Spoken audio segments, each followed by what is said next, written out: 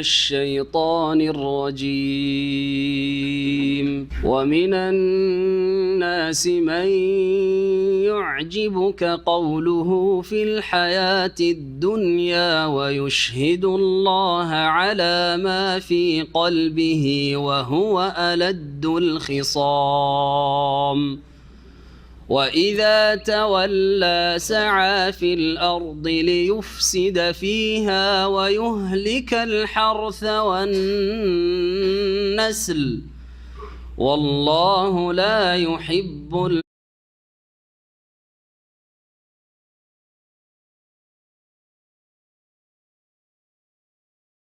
الفساد. وإذا قيل له اتق الله أخذته العزة بالإثم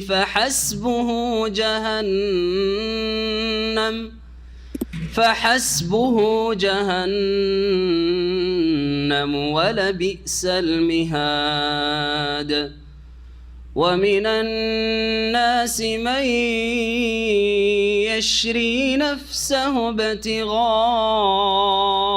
مرضات الله والله رؤوف بالعباد.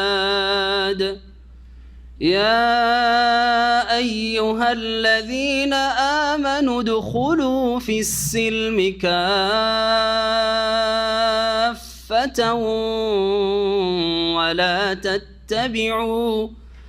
ولا تتبعوا خطوات الشيطان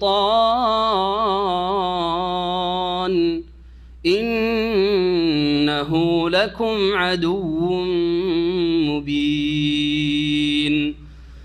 فإن زللتم من بعد ما جاءتكم البينات فاعلموا أن الله عزيز حكيم.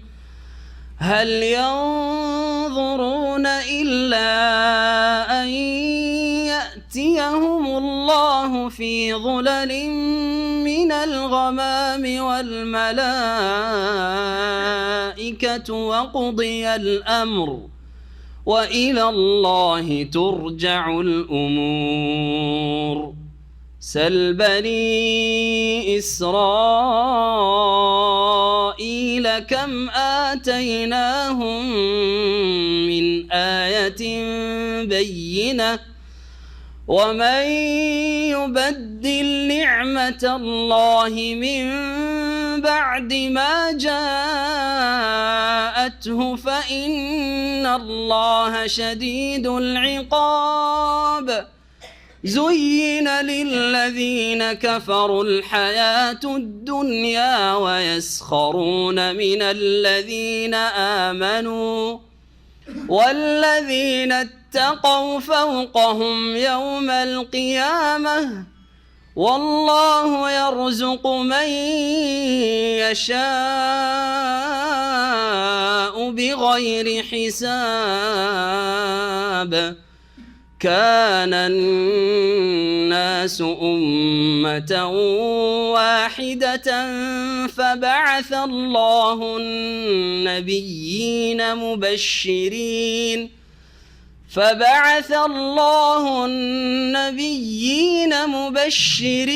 ومنذرين وأنزل معهم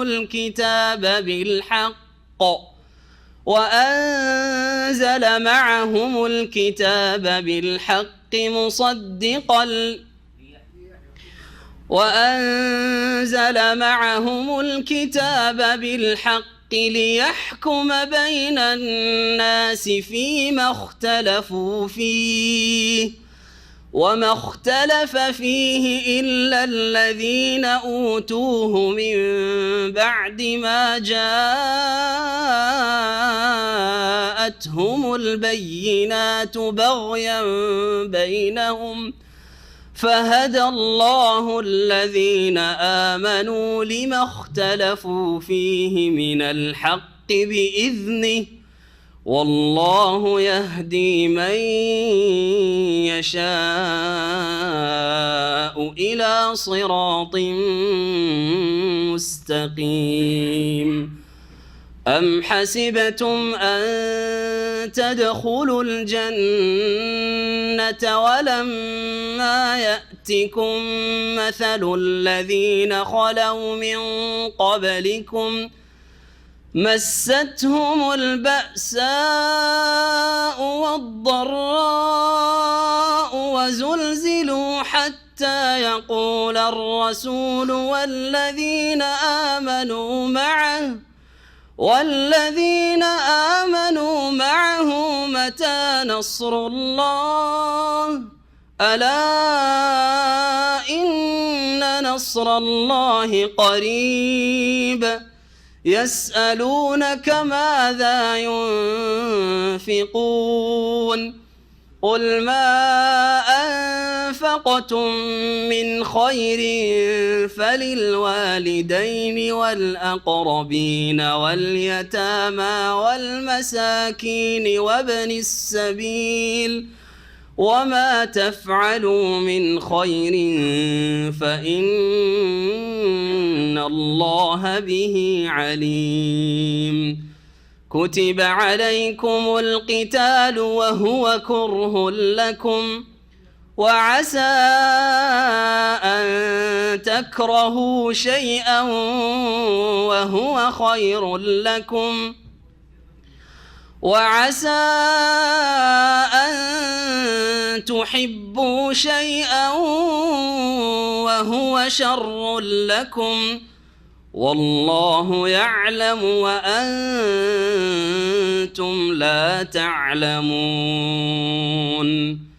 يسألونك عن الشهر الحرام قتال فيه قل قتال فيه كبير وصد عن سبيل الله وكفر به والمسجد الحرام وإخراج أهله منه أكبر عند الله والفتنة أكبر من القتل ولا يزالون يقاتلونكم حتى يردوكم عن دينكم إن استطاعوا ومن يرتدد منكم عن دينه فيمت وهو كافر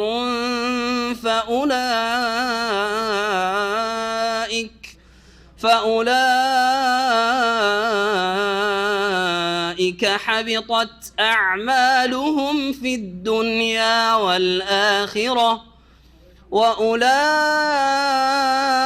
أصحاب النار هم فيها خالدون.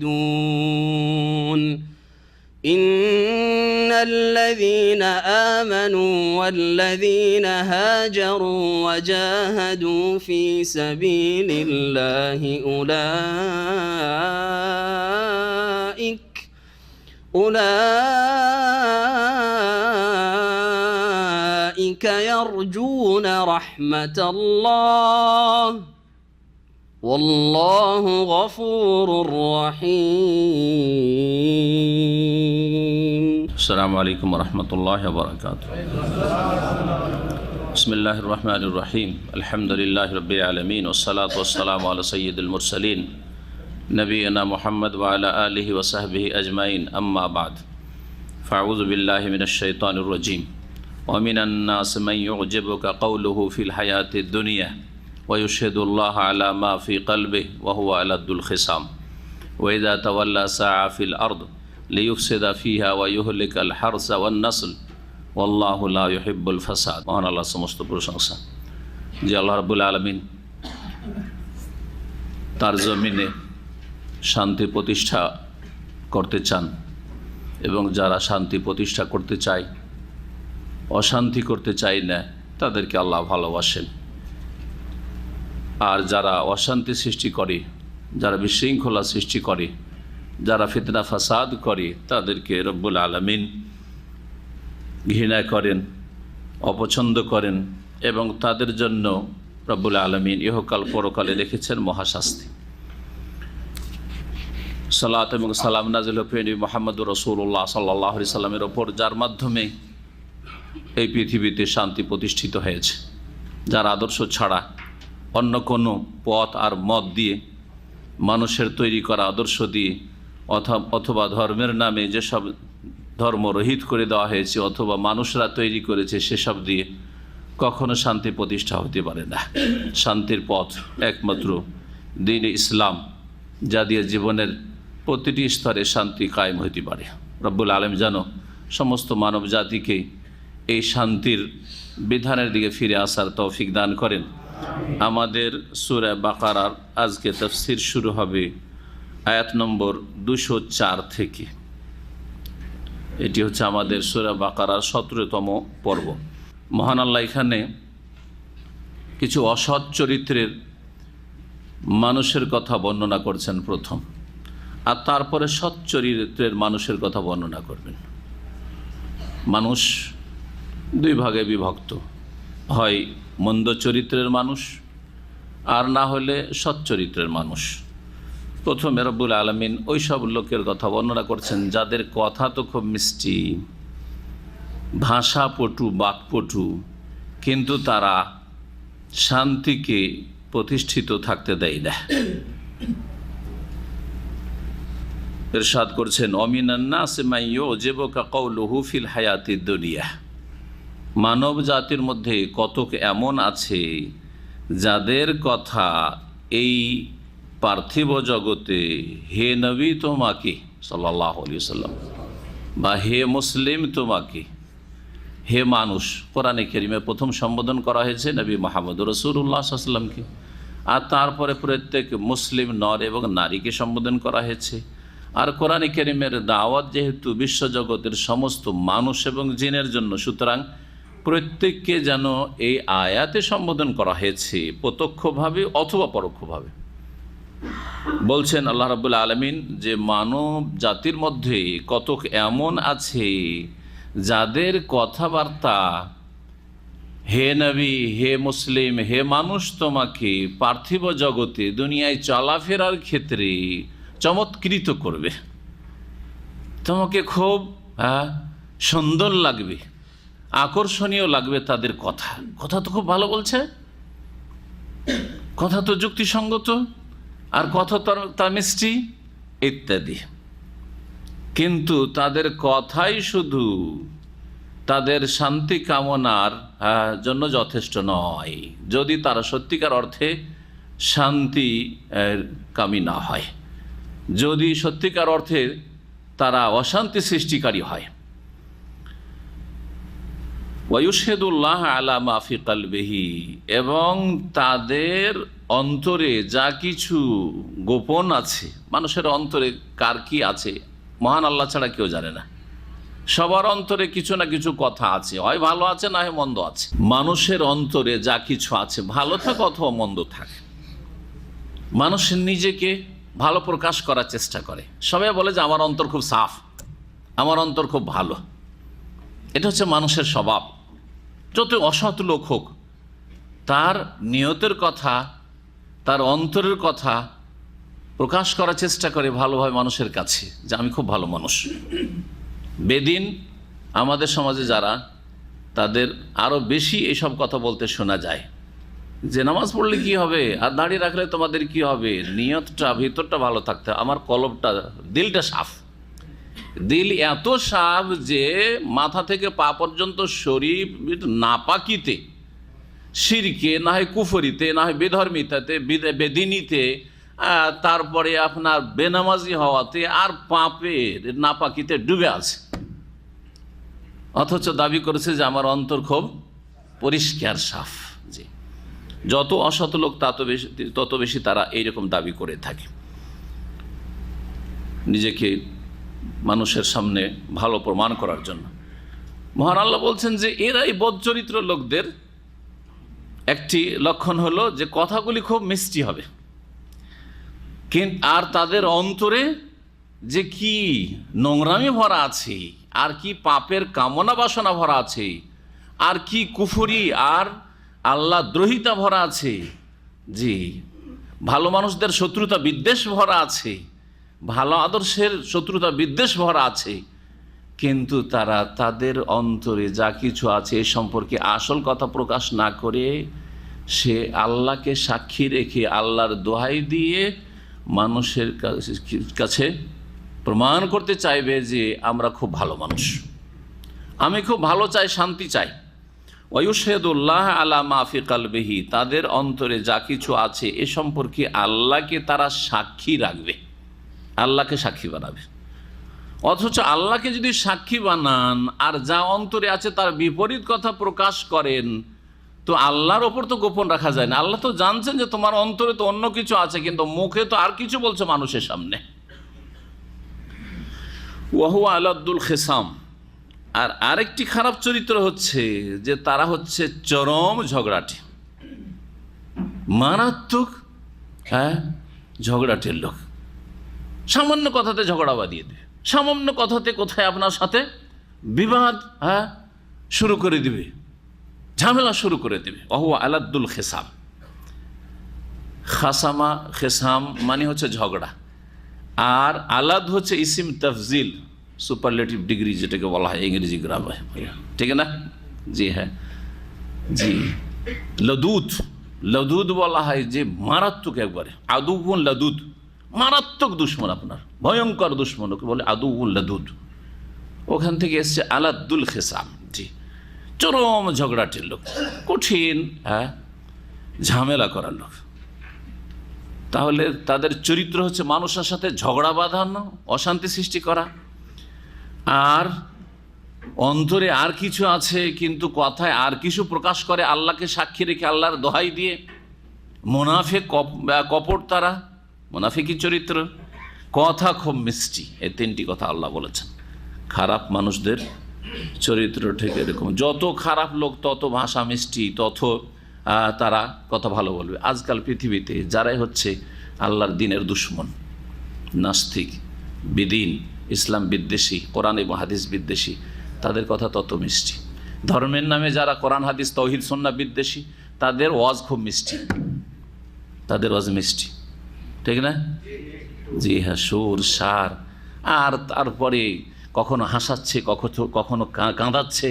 আর জাতি তো পাগল, অধিকাংশ লোক হাসতে চায় আর কাঁদতে চায়, ঘুম আসলে হাসতে চায় যাতে ঘুম পালায়, গান বাজনাতে যেমন ঘুম পালায় ওই রকম, আর একটু কাঁদতে চায়, মনে করে শিরিক আর বিদআত কিচ্ছু বোঝে না, ও কাঁদলে মনে করে জান্নাত।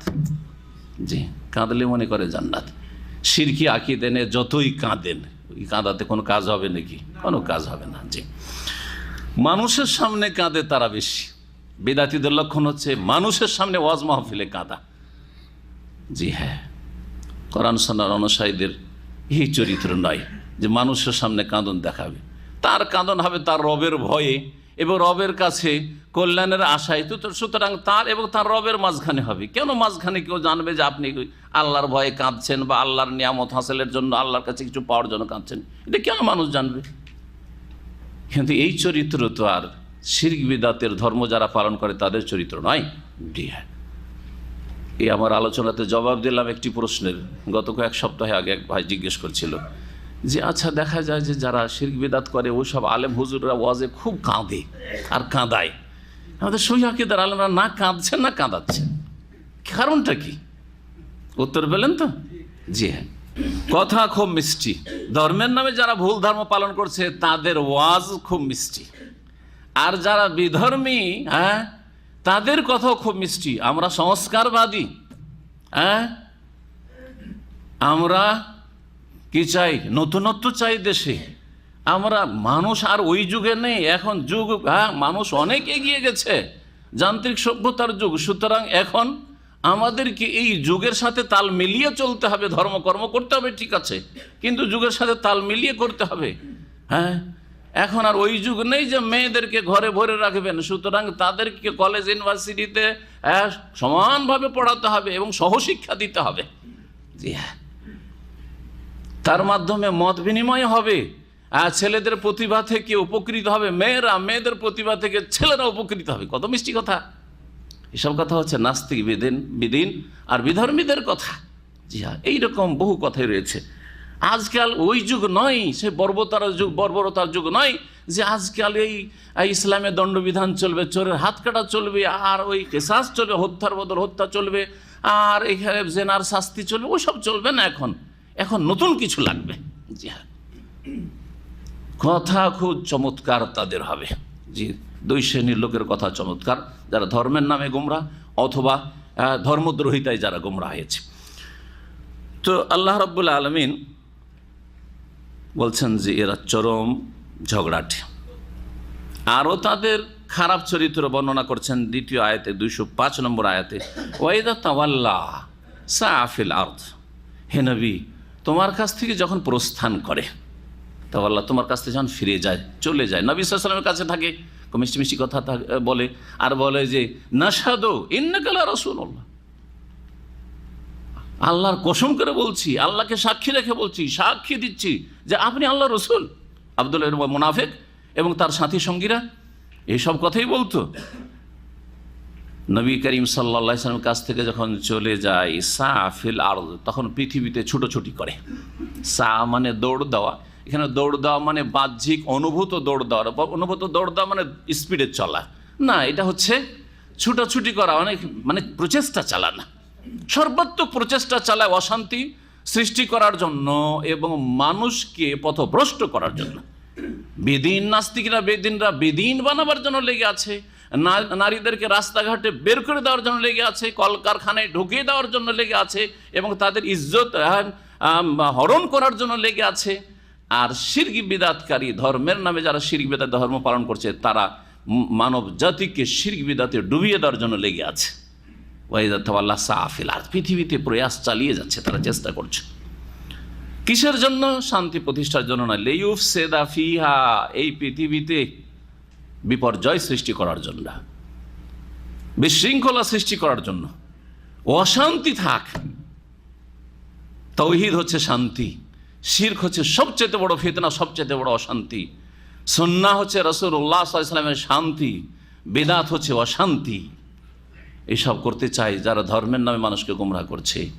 আর দিনের পাবন্দি করা, আল্লাহর ফরজ ওয়াজিব আদায় করা, হারাম নাজাইজ থেকে সর্বস্তরে বেঁচে থাকা, ব্যক্তি জীবনে শুধু ইসলামকে সীমিত না করে দেওয়া, জীবনের প্রতিটি ক্ষেত্রে ইসলামের বাস্তবায়ন করা। যেমন ঘরে ইসলাম পালন করবেন, যেমন মসজিদে ইসলাম পালন করবেন, তেমন রাস্তাঘাটে, কলকারখানাতে, অর্থনীতিতে, রাষ্ট্রনীতিতে, সমস্ত ক্ষেত্রে, সামাজিক ক্ষেত্রে, সমস্ত ক্ষেত্রে ইসলামের বাস্তবায়ন করবেন। এটা হচ্ছে দিন, এটা হচ্ছে শান্তি। এর মাধ্যমে শান্তি কায়েম হয়েছে আর কায়েম হবে। আর আলহামদুলিল্লাহ, সৌদি আরবে যতটুকু শান্তি দেখছেন, এই দিনের বিধিবিধানের যে বাস্তবায়ন রয়েছে, দণ্ডবিধানের বাস্তবায়ন রয়েছে, ইসলামের শাস্তিগুলির বাস্তবায়ন রয়েছে, যার ফলে এখানে শান্তিতে বিদেশি মানুষ নিজের ঘর থেকে নিজের দেশ চাইতে বেশি শান্তিতে বসবাস করছেন। ঠিক কিনা বলেন? বাড়িতে গেলে ভয় লাগছে যে কি জানি কে উঠিয়ে নিয়ে যায়। বাড়ি থেকে আপনার ছেলে মেয়ে স্কুলে যাচ্ছে, পেরেশান আছেন যে ছেলে মেয়েটা যাতে করে সহি সালামত ফিরে আসে বাড়িতে। লিইউফসিদা ফিহা, পৃথিবীতে শান্তি কায়েম করতে চায় না, ফাসাদ সৃষ্টি করতে চায়। ওয়া ইউহলিকাল হারসা ওয়ান নাসল, এবং ধ্বংস করে শস্য ক্ষেতকে। ওয়ান নাসল, এবং পশু পাখিকে, বা প্রাণ নাশ করে। নাসল, নাসল মানে হচ্ছে, নাসলের শাব্দিক অর্থ হচ্ছে প্রজন্ম। নাসলের শাব্দিক অর্থ হচ্ছে জেনারেশন, প্রজন্ম। সে মানুষের প্রজন্মকে ধ্বংস করে, মানব জাতিকে ধ্বংস করে, যেমন মানুষ খুন করা, অথবা কি করে পশু পাখির ক্ষয়ক্ষতি করে, গাছপালার ক্ষয়ক্ষতি করে, এসব কাজ, অশান্তি সৃষ্টি করা।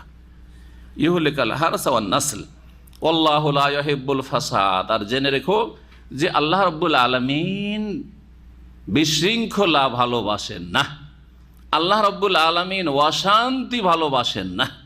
যেমন আল্লাহ ফাসাদ, বিশৃঙ্খলা, অশান্তি ভালোবাসেন না, বিপর্যয় ভালোবাসেন না, তেমনি যারা ফাসাদ করে তাদেরকে মুফসিদিন বলা হয়। আল্লাহু লা ইউহিব্বুল মুফসিদিন, আল্লাহ অন্য আয়াতে বলেছেন, যারা ফাসাদকারী, যারা অশান্তি সৃষ্টি করে, ব্যক্তি জীবনে, পারিবারিক জীবনে, রাস্তাঘাটে, সমাজের, অফিস আদালতে, যে কোনো স্তরে হোক না কেন, তাদেরকে আল্লাহ ভালোবাসেন না, তাদের এই আচরণও ভালোবাসেন না। আল্লাহ ভালোবাসেন না কথাটি হয়তো হালকা লাগছে আমাদেরকে, কিন্তু বড় বড় কাবিরা গুনাহগুলির ক্ষেত্রে এই ভাষাটি আল্লাহ উল্লেখ করেছেন বা ব্যবহার করেছেন। ইন্নাল্লাহা লা ইউহিব্বু কুল্লা মুখতালিন ফখুর, ইন্নাল্লাহা লা ইউহিব্বু মান কানা মুখতালান ফখুরা ওয়াল্লাহু লা ইউহিব্বুল মুস্তাকবিরিন। অহংকারী দাম্ভিককে আল্লাহ ভালোবাসেন না। ওয়াল্লাহু লা ইউহিব্বুল কাফিরিন ওয়াল্লাহু লা ইউহিব্বুজ জালিমিন। আছে না নেই? তাহলে কত বড় বড় গুনাহ এগুলো, জুলম করা, কুফরি করা, অহংকার করা।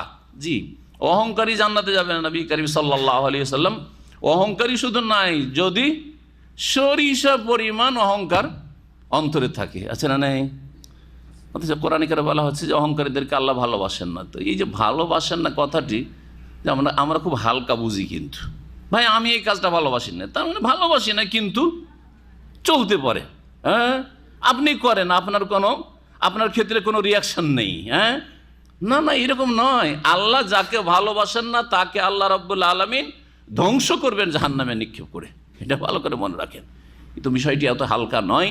কোরআনের এই টার্মটিকে, পরিভাষাটিকে বোঝার চেষ্টা করবেন। এই জন্য বেশ কিছু আয়াত এখানে আপনাদেরকে সংক্ষেপে বললাম। ওয়াল্লাহু লা ইউহিব্বুল ফাসাদ ওয়া ইযা কিলা লাহু তাকিল্লাহ। তৃতীয় আয়াতটিও এই অসৎ চরিত্রের মানুষদের সম্পর্কে। আচ্ছা, এই সব খারাপ কাজ করে যাচ্ছে, অশান্তি সৃষ্টি করছে, শান্তি বিঘ্নিত করছে, তারপরে কিছু ভালো মানুষ তাদেরকে উপদেশ দিচ্ছে যে আরে এই অশান্তি বাদ দাও, শান্তি প্রতিষ্ঠিত থাকতে দাও, আর শান্তিতে মানুষকে বসবাস করতে দাও, আর তুমিও সুখে শান্তিতে থাকো, আর অন্যদেরকেও সুখে শান্তিতে থাকতে দাও। দিনের ক্ষেত্রে, দুনিয়ার ক্ষেত্রে, রোজগারের ক্ষেত্রে, চলাফেরার ক্ষেত্রে, পারিবারিক ক্ষেত্রে, সব ক্ষেত্রে তুমিও সুখে থাকো, অন্যরাও সুখে থাক। কেন শত্রুতা, কেন হিংসা, কেন চুরি, কেন ডাকাতি, আর কেন এইরকম কাউকে এটা করতে দেবো না, কাউকে এটা করতে দেবো না? আরে তুমি যদি দাড়ি না রেখে স্বাধীন ঘুরতে পারো, তো কেউ যদি লম্বা দাড়ি রেখে চলে, অসুবিধা কি? কেন এত অশান্তি করে দিচ্ছ তাদের জন্য? কেন তাদের বিরুদ্ধে তদন্ত শুরু করে দিচ্ছ? দাড়ি কেন রেখেছে? তাহলে এর একটা ফাইল খুলতে হবে, এর সিআইডি তদন্ত লাগাইতে হবে। কেন মুসলিম দেশে কেন এটা থাকবে? কাফের দেশেও তো নাই, অনেক দেশে লম্বা লম্বা দাড়ি নিয়ে মাশাআল্লাহ তাআলা কাফের দেশে বসবাস করছে। বর্তমান যে অবস্থা মুসলিম জাতির, আল্লাহ রাব্বুল তাদেরকে যেন হেদায়েত দান করে। জি হ্যাঁ, কেন এগুলি ফাসাদ নয় যে একজন দাঁড়িয়ে রেখেছে সেই জন্য তার জন্য চলাফেরার রাস্তাকে সংকীর্ণ করে দেব, তার জন্য বাইরে বের হওয়াকে মুশকিল করে দেব। সুবহানাল্লাহ, কত বড় জুলম! এটি হচ্ছে আল্লাহর দ্বীনে বাধা সৃষ্টি করা, আল্লাহর রাস্তায় চলতে বাধা সৃষ্টি করা। এর চাইতে বড় জালেম কি আছে যারা আল্লাহর রাস্তায় চলতে বাধা সৃষ্টি করে? কোরআনে কারীমে আল্লাহ রাব্বুল আলামিন বলেছেন, ওয়া ইযা কিলা লাহু তাকিল্লাহ, যখন তাদেরকে উপদেশমূলক বলা হয় যে আল্লাহকে ভয় করো, এমন অশান্তি কেন সৃষ্টি করছো? এমন কেন মানুষের ক্ষয়ক্ষতি করছো? শান্তিতে চলো, শান্তিতে চলতে দাও। ইত্তাকিল্লাহ, আল্লাহকে ভয় করো। আখাযাতুল ইজ্জাতু বিল ইসমে, তাতে সংশোধন করতে চাই না, বরং তখন আরো গায়ের জ্বালা হয়ে যায়, যেন তাদের গায়ে লবণ ছিটিয়ে দেওয়া হয়েছে, আগুনে যেন পেট্রোল ঢেলে দেওয়া হয়েছে, এইরকম চরিত্র তাদের হয়ে যায়। আখাযাতুল ইজ্জাতু বিল ইসম, ইজ্জাতুন মানে হচ্ছে অহংকার, দাম্ভিকতা। ইজ্জাতুন মানে এখানে কিবরুন মানে অহংকার হয়। ইজ্জত, হ্যাঁ, মান সম্মানটাকে বড় করে দেখায়, এমন যে আমি যেন ওপরে থাকি। এই জন্য ইজ্জত মানে সম্মান, আর ইজ্জত মানে আবার অহংকার হয়। এখানে অহংকারের অর্থে রয়েছে আখাযাতুল ইজ্জাতু বিল ইসম, তার অহংকার, দাম্ভিকতা, অথবা আত্মাভিমান বলতে পারেন। আত্মাভিমান, আমি বড় থাকবো, অভিমান এটা আমার, আমাকে আরে কেউ তুমি বুঝাবে, তুমি মানে আমাকে তুমি কি অ্যাডভাইস করে উপদেশ দিও, মানে তোমাকে এই অধিকার কে দিল? না, আমি মানি না তোমার কথা। সুবহানাল্লাহ, আখাযাতুল ইজ্জাতু বিল ইসম, অহংকার, আত্মাভিমান লিপ্ত করে, নিমজ্জিত করে কোথায়? বিল ইসমে, গুনাহে, পাপে। তাদের অহংকার গুনাহে লিপ্ত করে দেয়। অহংকারের কারণে উপদেশ তো নিল না, আরো বাড়াবাড়ি শুরু করলাম। কে আমাদের এসব ভুল ধরছে রে? ধর এদেরকে, হ্যাঁ, আর মার এদেরকে, আর এই কর আর সেই কর। জি হ্যাঁ, আখাযাতুল ইজ্জাতু বিল ইসম, সংশোধন নেই। এই আয়াত ফাহাসবহু জাহান্নাম, দুনিয়ায় তো এসব করে নিলে কখনো আল্লাহ দুনিয়াতে ক্ষান্ত ঠান্ডা করে দিলেন ধরে নিয়ে, কখনো কখনো আল্লাহ জালেমকে পার্থিব জগতে ধরে নিচ্ছেন, কিন্তু এটা পার্থিব জগৎ প্রতিদান জগৎ নয়। বদলা দেওয়ার জন্য আল্লাহ প্রতিশ্রুতি করেনি যে আমি সবকে শাস্তি দেবো আর সবাইকে ভালো লোককে ভালো বদলা দুনিয়াতে দিয়ে দেবো আর খারাপকে দুনিয়াতে খারাপ সাহেবের শাস্তি দিয়ে দেবো, এই ওয়াদা কিন্তু আল্লাহ করেননি। এটা হচ্ছে দারুল আমাল, কর্মজগৎ। দারুল জাযা, বদলার জগৎ হচ্ছে মওতের পরে। আল্লাহ বলছেন ফাহাসবহু জাহান্নাম, এইরকম অশান্তি সৃষ্টিকারী অসৎ চরিত্রের মানুষদের জন্য জাহান্নামই যথেষ্ট তাদেরকে শিক্ষা দেওয়ার জন্য। ফাহাসবহু জাহান্নাম, জাহান্নাম তাদের জন্য যথেষ্ট। ওয়ালা বিসাল মিহাদ, এবং জাহান্নাম কতই না জঘন্য শয়নাগার। মাহাদ, মেহাদ মাহাদ থেকে মানে হচ্ছে দোলনা, দোলনায় ছোট বাচ্চা যেমন শুয়ে থাকে, বড়রা বিছানায় শয়, এই জন্য মেহাদ মানে হচ্ছে শয়নাগার, শোয়ার স্থান। এই জাহান্নাম তাদের জঘন্য শোয়ার স্থান হবে। জি, এই ছিল খারাপ চরিত্রের মানুষের কথা। এই আয়াতের একটি শানে নজুল রয়েছে, কিন্তু শানে নজুল যেসব আয়াতে রয়েছে এই আয়াতগুলি সম্পর্কে একটি কায়েদা, একটি নীতিমালা জেনে নেই। শানে নজুল মানে আয়াতটি অবতীর্ণ হওয়ার কি প্রেক্ষাপট বা কারণ, কোন ক্ষেত্রে কেন নাজেল হয়েছে, কি বিষয়ে নাজেল হয়েছে, বুঝছেন না? শানে নজুল কোনো আয়াত নাজেল হয়েছে একটি ঘটনাকে কেন্দ্র করে, তার মানে এই নয় যে এই ঘটনার সাথে শুধু এই আয়াত বা এই আয়াতগুলি সীমিত, তারপরে আর এই চরিত্রের লোক কেউ থাকলে তাদের ওপর ফিট হবে না, এমন কথা নয়। যদি কেউ ভুল এরকম বুঝে থাকে তাহলে বড়ই ভুলে আছে। আর এই ভুলটাই বুঝেছে মুসলিম সমাজের শিরক এবং বেদাতকারীরা। কোরআনে কারিমে মুশরিকিনদের সম্পর্কে যেসব আয়াতগুলি রয়েছে সেসব আয়াতের যখন আমরা তাফসীর করি, আর যারা অমুসলিম থেকে শিরক করছে অথবা মুসলিম জন্মসূত্রে শিরক করছে, দুই শিরক সম্পর্কে যখন বলি যে এই আয়াতগুলি, তখন তারা কি বলে জানেন? তাদের বেদাতি বক্তারা যে দেখো দেখো এইগুলো আয়াত আবু জাহাল, আবু লাহাব কাফের মুশরিকদের সম্পর্কে নাজেল হয়েছে, নূহ আলাইহিস সালামের কাফের জাতি সম্পর্কে নাজেল হয়েছে, আর এই আয়াতগুলি আমাদের ওপর ফিট করছে এরা, বলে না? জি হ্যাঁ, জি হ্যাঁ, কত বড় ভুলে আছে তারা। অথচ কোরআনে কারিমে একজন দুইজন যাকে কেন্দ্র করে আয়াত নাজেল হয়েছে তার সংশোধনের জন্য আসেনি। কিয়ামত পর্যন্ত যত মানুষ এসেছে আর আছে আর আসবে সকলের সংশোধনের জন্য আল কোরআন নাজেল হয়েছে। কথা বুঝছেন না? এই জন্য মুফাসসিরিনগণ এই ক্ষেত্রে একমত যে যদি কোনো আয়াত কোনো প্রেক্ষাপটে নাজেল হয়, কোনো ঘটনাকে কেন্দ্র করে বা কোনো ব্যক্তিকে কেন্দ্র করে নাজেল হয়, তার সাথে সীমিত নাই। এই চরিত্রের যারাই হবে, যদি ভালো সম্পর্কে হয় তো কোন একজন ভালো মানুষ সম্পর্কে নাজেল হয়েছে, ওর সাথে সীমিত নাই যে এটা আবু বকর সম্পর্কে নাজেল হয়েছে, এটা সোহাইব সম্পর্কে নাজেল হয়েছে, সুতরাং আয়াত শুধু আবু বকরের সাথে খাস না। এই চরিত্রের যারাই কিয়ামত পর্যন্ত হবে সকল ভালো মানুষ এই আয়াতের আওতাভুক্ত। ঠিক ওই রকমই কোনো খারাপ মানুষ সম্পর্কে নাজেল হয়েছে একটি আয়াত, ধরেন ইবনে উবাই মুনাফিক সম্পর্কে, অথবা আখরাজ বিন শরীক বা শুরাইক, এই মুনাফিক সম্পর্কে যেমন এই আয়াত সম্পর্কে বলা হয়েছে, তার সাথে খাস নয়, বরং এই বদ চরিত্রের যত মানুষ এসেছে আর আছে আর আসবে তাদের উপর আয়াত ফিট হবে, তাদের সংশোধনের জন্য আয়াত নাযিল হয়েছে। তো এই আয়াত সম্পর্কে মুফাসসিরিনগণ যা বলেছেন একটু শোনাই। এই আয়াত সম্পর্কে কোন কোন তাফসীরকারগণ বলেছেন যে নাযালাত ফিল আখনাস ইবনে শুরাইক আস-সাকাফি, সাকিফ গোত্রের আখনাস বিন শুরাইক সম্পর্কে নাযিল হয়েছে। যা ইলা রাসূলুল্লাহ সাল্লাল্লাহু আলাইহি ওয়াসাল্লাম, এই লোক মুনাফিক, কট্টর মুনাফিক ছিল, আকীদার মুনাফিক। রাসূলুল্লাহ সাল্লাল্লাহু আলাইহি ওয়াসাল্লামের কাছে আসলো, আসার পর ওয়াজহার আল ইসলাম, ইসলামের ঘোষণা করলো যে আমি ইসলাম কবুল করলাম। অফি বাতিনি খেলাফু যালিক, অথচ তার অন্তরে কুফরি এবং ইসলাম বিদ্বেষী সেটা ভরা আছে, এবং রাসূলুল্লাহ সাল্লাল্লাহু আলাইহি ওয়াসাল্লামের শত্রুতা, ইসলামের শত্রুতা তার অন্তরে ভরা ছিল। এই মর্মে নাযিল হয়েছে। আব্দুল্লাহ ইবনে আব্বাস রাদিয়াল্লাহু তাআলা আনহু আর একটি বর্ণনা বলেছেন, আন্নাহা নাযালা ফি নাফারি মিনাল মুনাফিকিন, শুধু একজন আখনাস সম্পর্কে নয়, আখনাসের যে রিওয়ায়াতটি রয়েছে সেই রিওয়ায়াতটি সানা নজুলের সনদের দিক থেকে যঈফ, কারণ সুদ্দি বর্ণনা করেছেন। সুদ্দির সূত্রে যেসব তাফসির ইবনে কাসির বা তাফসির তাবারিতে, ইবনে জারির তাবারিতে রিওয়ায়াতগুলি রয়েছে, অধিকাংশ সব এই সূত্র হচ্ছে যঈফ, যদি অন্য কোনো সমর্থন না থাকে। আব্দুল্লাহ ইবনে আব্বাস রাদিয়াল্লাহু তাআলা আনহু থেকে যে বর্ণিত দ্বিতীয় রিওয়ায়াত রয়েছে শানুজ সম্পর্কে বলছে, আন্নাহা নাযালা ফি নাফারি মিনাল মুনাফিকিন, মুনাফিকদের একটি গোষ্ঠী সম্পর্কে, দল সম্পর্কে আয়াত নাযিল হয়েছে। তাহলে কয়েকজন বা কিছু মুনাফিক সম্পর্কে না। তাকাল্লামু ফি খুবাইব, এরা সমালোচনা করেছিল খুবাইব রাদিয়াল্লাহু খুবাইব বিন আদি এবং তার সাথী সঙ্গী যারা ইয়াউমুর রাজিতে 10 জন সাহাবীকে কাফেররা ধোঁকা দিয়ে বলেছিল আমরা সব মুসলিম হয়ে গেছি, তো আমাদের গ্রামে এলাকাতে কেউ কোরআন তালিম দেওয়ার, কোরআন শিক্ষা দেওয়ার নেই, তো আপনি আপনার সাথীর সঙ্গে হাফেজে কোরআনগুলিকে পাঠিয়ে দেন।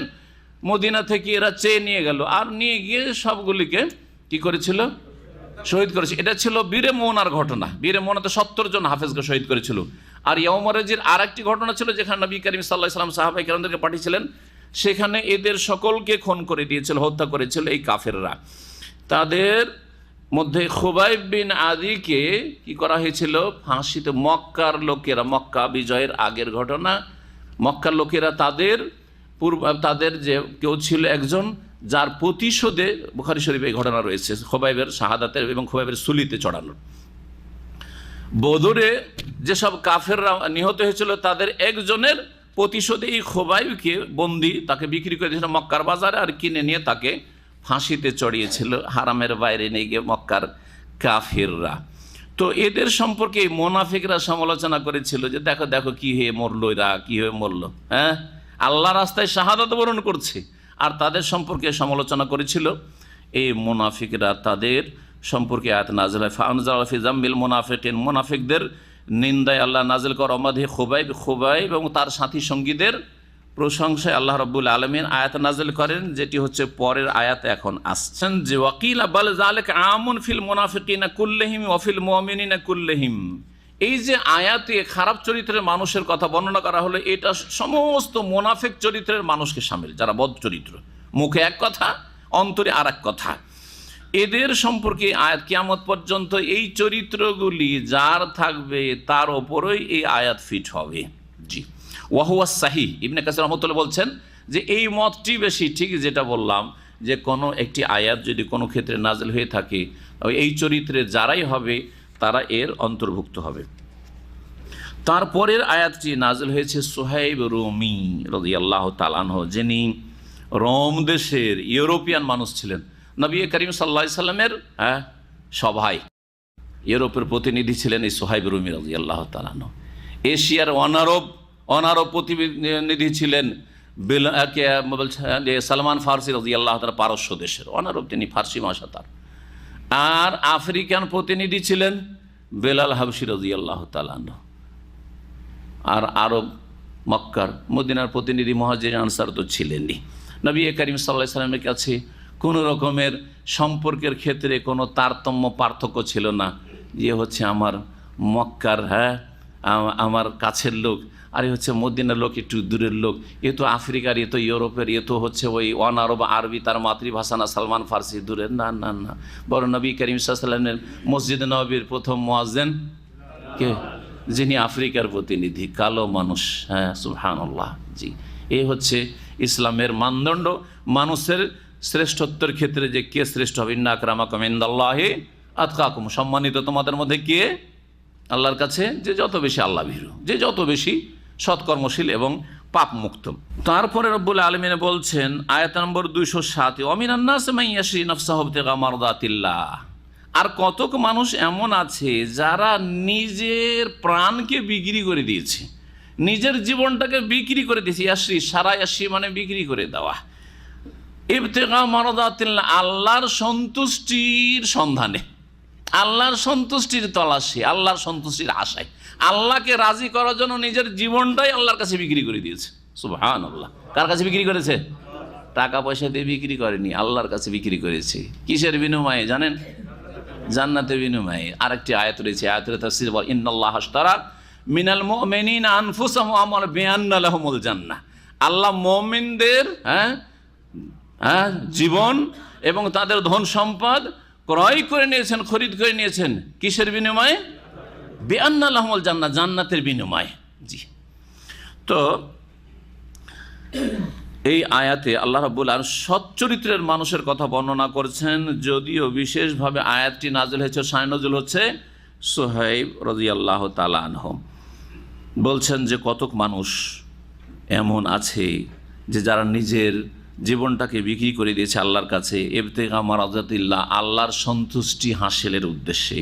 আল্লাহু রাউফুম বিল ইবাদ, আল্লাহ সমস্ত বান্দার প্রতি অত্যন্ত দয়ালু, দয়াদ্র, রউফ, স্নেহশীল। এ হচ্ছে আয়াত। শানে নজুলটা আপনাদেরকে শোনাই। বলছেন কয়েকজন সাহাবী এবং তাবেঈ থেকে বর্ণিত রয়েছে এই শানে নজুল। বলছেন নাজালাত ফি সোহাইব ইবনে সিনান আর রুমি। সোহাইব বিন সিনান রুমি, রোম দেশের লোক ছিলেন তিনি। ওয়াযালিকা আন্নাহু লাম্মা আসলামা বিমাক্কা, মক্কায় ছিলেন তিনি, দাসত্বের জীবনযাপন। সেখান থেকে ইসলাম কবুল করেছেন। ওয়া আরাদ আল হিজরাতা, এবং সেখান থেকে হিজরত করতে চাইলেন যে নবী করিম সাল্লাল্লাহু আলাইহি সাল্লাম চলে গেছেন, হিজরত করে আমিও চলে যাব, হিজরত করে নবী সাল্লাল্লাহু আলাইহি সাল্লামের কাছে থাকবো, তার কাছ থেকে দিন শিখবো, তার সাথে আল্লাহর যে হুকুম হবে তার বাস্তবায়ন করব।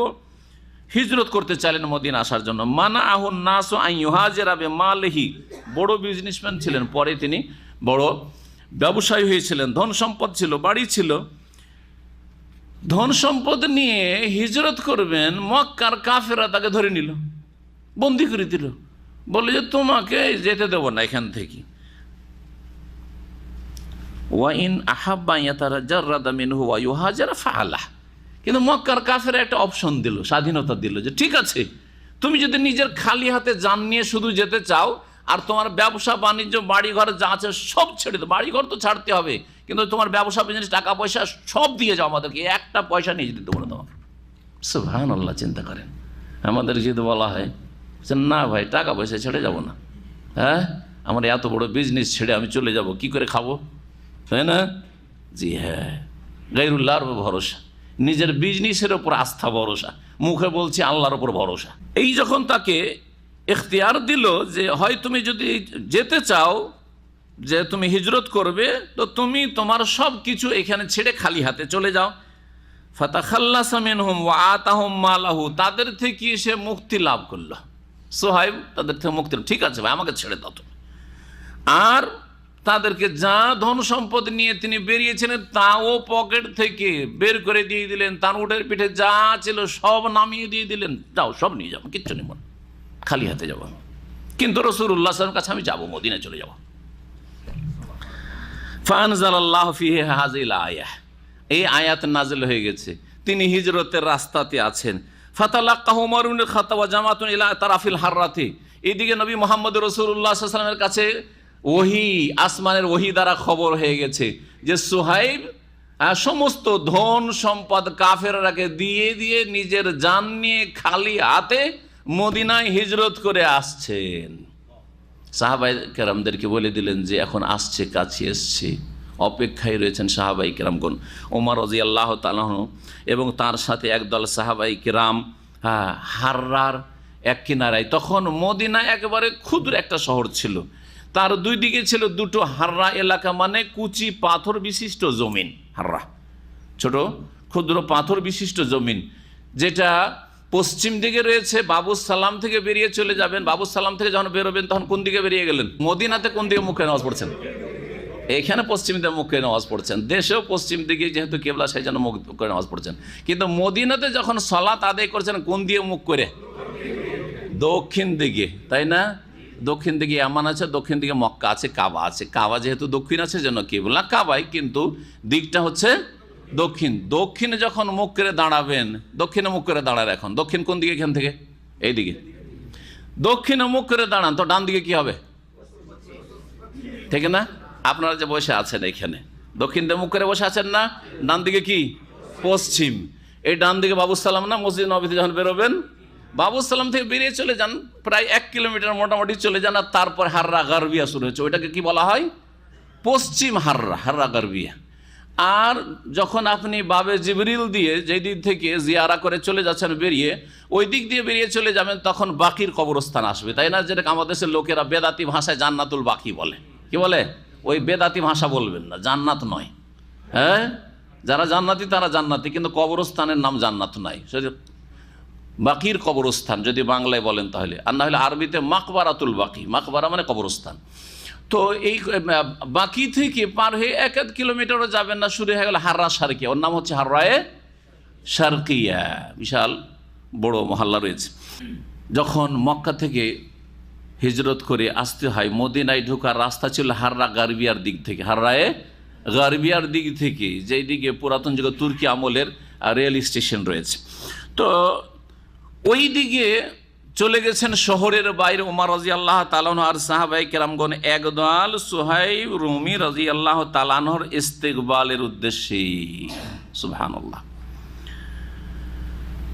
ওয়াকালু, আর তারা গিয়ে বললেন রাবিহাল বাইউ রাবিহাল বাই, তোমার ব্যবসা লাভবান হয়েছে, তোমার ব্যবসায় তুমি লাভবান হয়েছ।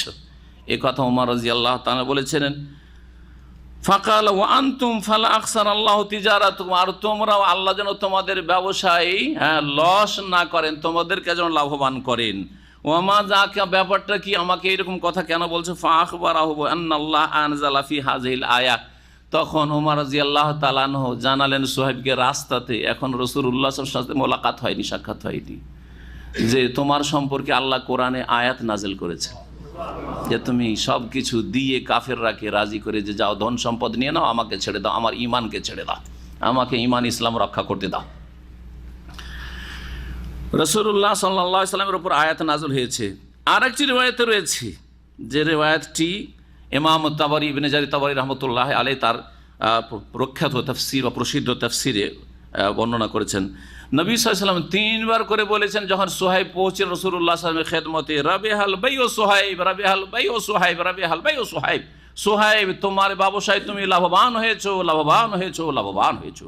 জি হ্যাঁ, জি, এই দুনিয়ার তুচ্ছ সম্পদ কাফেররাকে দিয়ে দিয়ে তুমি জান্নাত খরিদ করে নিয়েছো। ওয়া মানাল আয়াতে আমুন, বলছেন ইমাম ইবনে কাসির রাহমাতুল্লাহ আলাইহি, কিন্তু এই আয়াতের অর্থ যদিও নাযিল হয়েছে সুহাইব সম্পর্কে, কিন্তু এই আয়াতের অর্থ হচ্ছে ব্যাপক, আম, সকল চরিত্রবান মানুষ যে আল্লাহ রাস্তার মুজাহিদ এবং আল্লাহ রাস্তায় যে ঈমান ইসলামকে তার দ্বীনকে দুনিয়ার ওপর প্রাধান্য দিয়ে থাকে, আমার দুনিয়ার লস হয়ে যাক কিন্তু দ্বীনের লস দিতে রাজি না, দিনের ক্ষেত্রে আমি ছাড় দিতে রাজি না, দুনিয়ার ক্ষেত্রে আমি ছাড় দিয়ে দেবো। এইরকম সচ্চরিত্রের যত মানুষ এসেছে, আছে আর আসবে কিয়ামত পর্যন্ত, যারা দুনিয়াকে প্রাধান্য দেয় না, কাকে প্রাধান্য দেয়? দিনকে প্রাধান্য দেয়। 2 নম্বরে তাদের দুনিয়া থাকে, হইলো হইলো, না হইলো না হইলো, কিন্তু আমার দিনটা ঠিক থাকতে হবে, আমার ফজরের সালাত ঠিক থাকতে হবে, আমার ঘুম হইলো আর না হইলো এটা আমার দেখার বিষয় নয়। জি হ্যাঁ, শুধু কেসার কাহানি শুনলে হবে না, আপনার নিজেরও ফিট করতে পারছেন কিনা এটা দেখেন। ঘুম হয়নি, রাত 1টা 2টা বেজে গেছে, ঘুম আসেনি, আর এদিকে সামনে ফজরের আজান। এখন যদি বলেন না রে সারা রাত ঘুম হয়নি, কি করব, আজকে শুয়েইনি, পরে ফজরটা পড়ে নেব, তাহলে আপনি ওই মোনাফেক চরিত্রের লোক, ওই যে আগে বর্ণনা করা হইল ওই চরিত্রের লোক। আপনি বলছেন তো আমি মুসলিম, কিন্তু আসলে না, আপনি অন্য চরিত্রের লোক, ইসলামী চরিত্রের লোক না। আর যদি সোহাইব চরিত্রের মানুষ হন, ইয়াসি নাফসাহু বিতিগা মারদাতিল্লাহ, আমার দুনিয়া চলে যাক, ঘুম চলে যাক, কিন্তু আমার নামাজ ফজরে ঠিক থাকতে হবে। এই দিয়ে আপনি জীবনের প্রতিটি ক্ষেত্রে আপনি বিবেচনা করেন যে আপনি কোন অবস্থায় আছেন। আল্লাহ রাব্বুল আলামিন যেন তার দ্বীনের ওপর কায়েম রাখেন এবং দুনিয়ার ওপর দ্বীনকে প্রাধান্য দেওয়ার তৌফিক দান করেন, এবং দিন দুনিয়া উভয় নিয়ামত আল্লাহ যেন আমাদেরকে পর্যাপ্ত দান করেন। আগে বাড়ি, আল্লাহ রাব্বুল বলছেন তারপর, ইয়া আইয়ুহাল্লাযীনা আমানু উদখুলু ফিস সিলমি কাফাহ, হে মুমিন সকল, তোমরা ইসলামে সম্পূর্ণরূপে প্রবেশ করো। উদখুলু ফিস সিলমে, সিলম মানে হচ্ছে ইসলাম, সিলমের অর্থ হচ্ছে এখানে আল ইসলাম, সিলমের শাব্দিক অর্থ হচ্ছে শান্তি, আর ইসলাম হচ্ছে শান্তি। ইসলাম মানে আত্মসমর্পণ করা। ইসলামেরও ধাতু হচ্ছে সিন লাম মিম। সিন লাম মিম এমন একটি আরবি ধাতু দিয়ে শব্দ তৈরি হয় যার আসল অর্থ হচ্ছে সিলমন মানে হচ্ছে শান্তি, সিলমন মানে শান্তি, যেটা হচ্ছে হারবনের বিপরীত। সিলমুন আর হারবন আরবিরে ব্যবহার করে আরবি ভাষায়। হারব মানে যুদ্ধ, আর সিল মানে হচ্ছে জি মারামারি, যুদ্ধ, কোনো কিছু নেই, লড়াই টেনশন কিচ্ছু নেই, না শীতল লড়াই না গরম লড়াই। জি হ্যাঁ, শীতল লড়াই বুঝেন, মানসিক, মাশাআল্লাহ বুঝেছেন, মানসিক টেনশন। একই রুমে 2 জন বাস করছেন, একসাথে খাওয়া দাওয়া করছেন, কিন্তু আপনি তাকে বরদাস্ত করতে পারেন, সে আপনাকে বরদাস্ত করে না, 2 জনের শুধু টানা পোড়া চলছে, টেনশন। একই টেবিলে পাশাপাশি 2 জন চাকরি করছেন, কিন্তু কেউ কাউকে মেনে নিতে পারছেন না। কথা বোঝা গেছে না?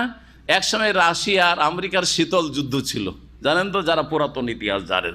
তার মানে সোভিয়েত ইউনিয়ন আর আমেরিকাতে সরাসরি কখনো অস্ত্রযুদ্ধ, গরম যুদ্ধ হয়নি, হ্যাঁ, কিন্তু স্নায়ু যুদ্ধ, মাশাআল্লাহ, জি জি জি, মানসিক যুদ্ধ লেগে আছে। আরে তোকে ঠেকাবো, যে তোকে ঠেকাবো, হ্যাঁ, কিন্তু কোনো ঝগড়া নেই, বিবাদ নেই। দুইজন মাশাআল্লাহ একই সাথে খাওয়া দাওয়া করছেন, অফিস ডিউটি করছেন, আর একসাথে সব কিছু করছেন, কিন্তু ও বলছে তোকে বের করবো, বলছে তোকে বের করবো আমি। কথা বোঝা গেছে না? সিলম, সিলম মানে হচ্ছে শান্তি, সিলম মানে হচ্ছে শান্তি। আর ইসলাম, আসলাম ইসলাম মানে হচ্ছে আত্মসমর্পণ করা, এমন আত্মসমর্পণ যাতে শান্তি রয়েছে। ইসলামের বিধিবিধান পালনের মাধ্যমে যদি আল্লাহর সামনে আত্মসমর্পণ করেন, আল্লাহর আদেশ নিষেধের সামনে যদি শির নত করে দেন, তো এতেই আপনার সার্বিক জীবনে শান্তি রয়েছে, দুনিয়া আখিরাতে শান্তি রয়েছে। এই জন্য ইসলামকে ইসলাম বলা হয়। জি, উদখুলু ফিস সিলমে, হে মুমিন সকল তোমরা ইসলামে প্রবেশ করো, কাফাতান। কাফাতানের দুটি অর্থ, দুটি তাফসির করা যেতে পারে। একটি তাফসির হচ্ছে যে উদখুলু মানে তোমরা, উদখুলু তোমরা প্রবেশ করো, ঠিক না? তো তোমরা যে কথাটি রয়েছে, যে উদখুলুতে আরবি গ্রামারে অর্থাৎ কর্তা, এর তাকিদ, অর্থাৎ তোমরা কাফাতান সকলেই সঙ্গবদ্ধভাবে সকলেই ইসলামে প্রবেশ করো। এমন নয় যে কিছু লোক ইসলামে পুরোপুরি আছে, কিছু লোক হ্যাঁ অর্ধেক আছে, কিছু আংশিক আছে। যেমন আমাদের পারিবারিক কাঠামোটা ঠিক এইরকম হয়ে গেছে, মুসলিম সমাজের পারিবারিক কাঠামোটা ঠিকই এইরকম। আমরা একটা পরিবারে ধরেন 10 জন লোক আপনার আছেন, মা বাপ আর ভাই বোন মিলে 10 জন। 10 জনের মধ্যে দেখা যাচ্ছে যে বাপ মা ধার্মিক, মাশাআল্লাহ 5 ওয়াক্ত নামাজ ঠিক আছে, হ্যাঁ, তারপরে ভাই বোনগুলো ভাগাভাগি, কিছু ভাই নামাজি, কিছু বেদিন, আর কিছুকে রাজনীতিতে লাগিয়ে দিয়েছেন, যে রে চাকরি বাকরি, তারপর দুনিয়ার ধান্দা করতে হয়, তোরা এইসব রাজনীতি কর, এই মানুষের তৈরি করা রাজনীতি, আমরা একটু ধর্মকর্ম করছি। কিছু লোককে কিছুকে লাগিয়ে দিলেন যে আরে এক একটা হাফেজও বানাইতে হবে, জান্নাতের সার্টিফিকেট তো নিতে হবে হাফেজ বানিয়ে, একটা দুটা হাফেজ আলেম হুজুর বানিয়ে দিলেন, আর বাকিগুলোকে নাস্তিক বেদিন বানিয়ে দিলেন, আর লাগিয়ে দিলেন যে দুনিয়ার কেমন করে ইনকাম করে নিয়ে আসবি তোরা, ওগুলো দেখ।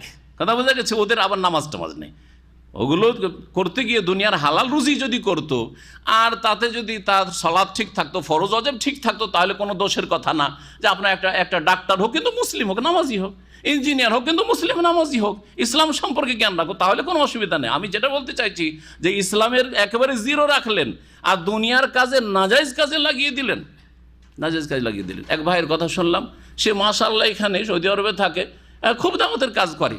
আর এক ভাইকে যেসব প্রচলিত রাজনীতির দলগুলি রয়েছে, তার কোনো এক দলের বড় একজন নেতা করে দিয়েছে, যাতে করে রাজনৈতিক স্বার্থগুলি ওর মাধ্যমে আমার পরিবার হাসিল করে, আর আমি এদিকে ইসলামের কিছু সেবা যত্ন করলাম, দিন দুনিয়া দুটাই হাসিল করলাম। আউযুবিল্লাহ।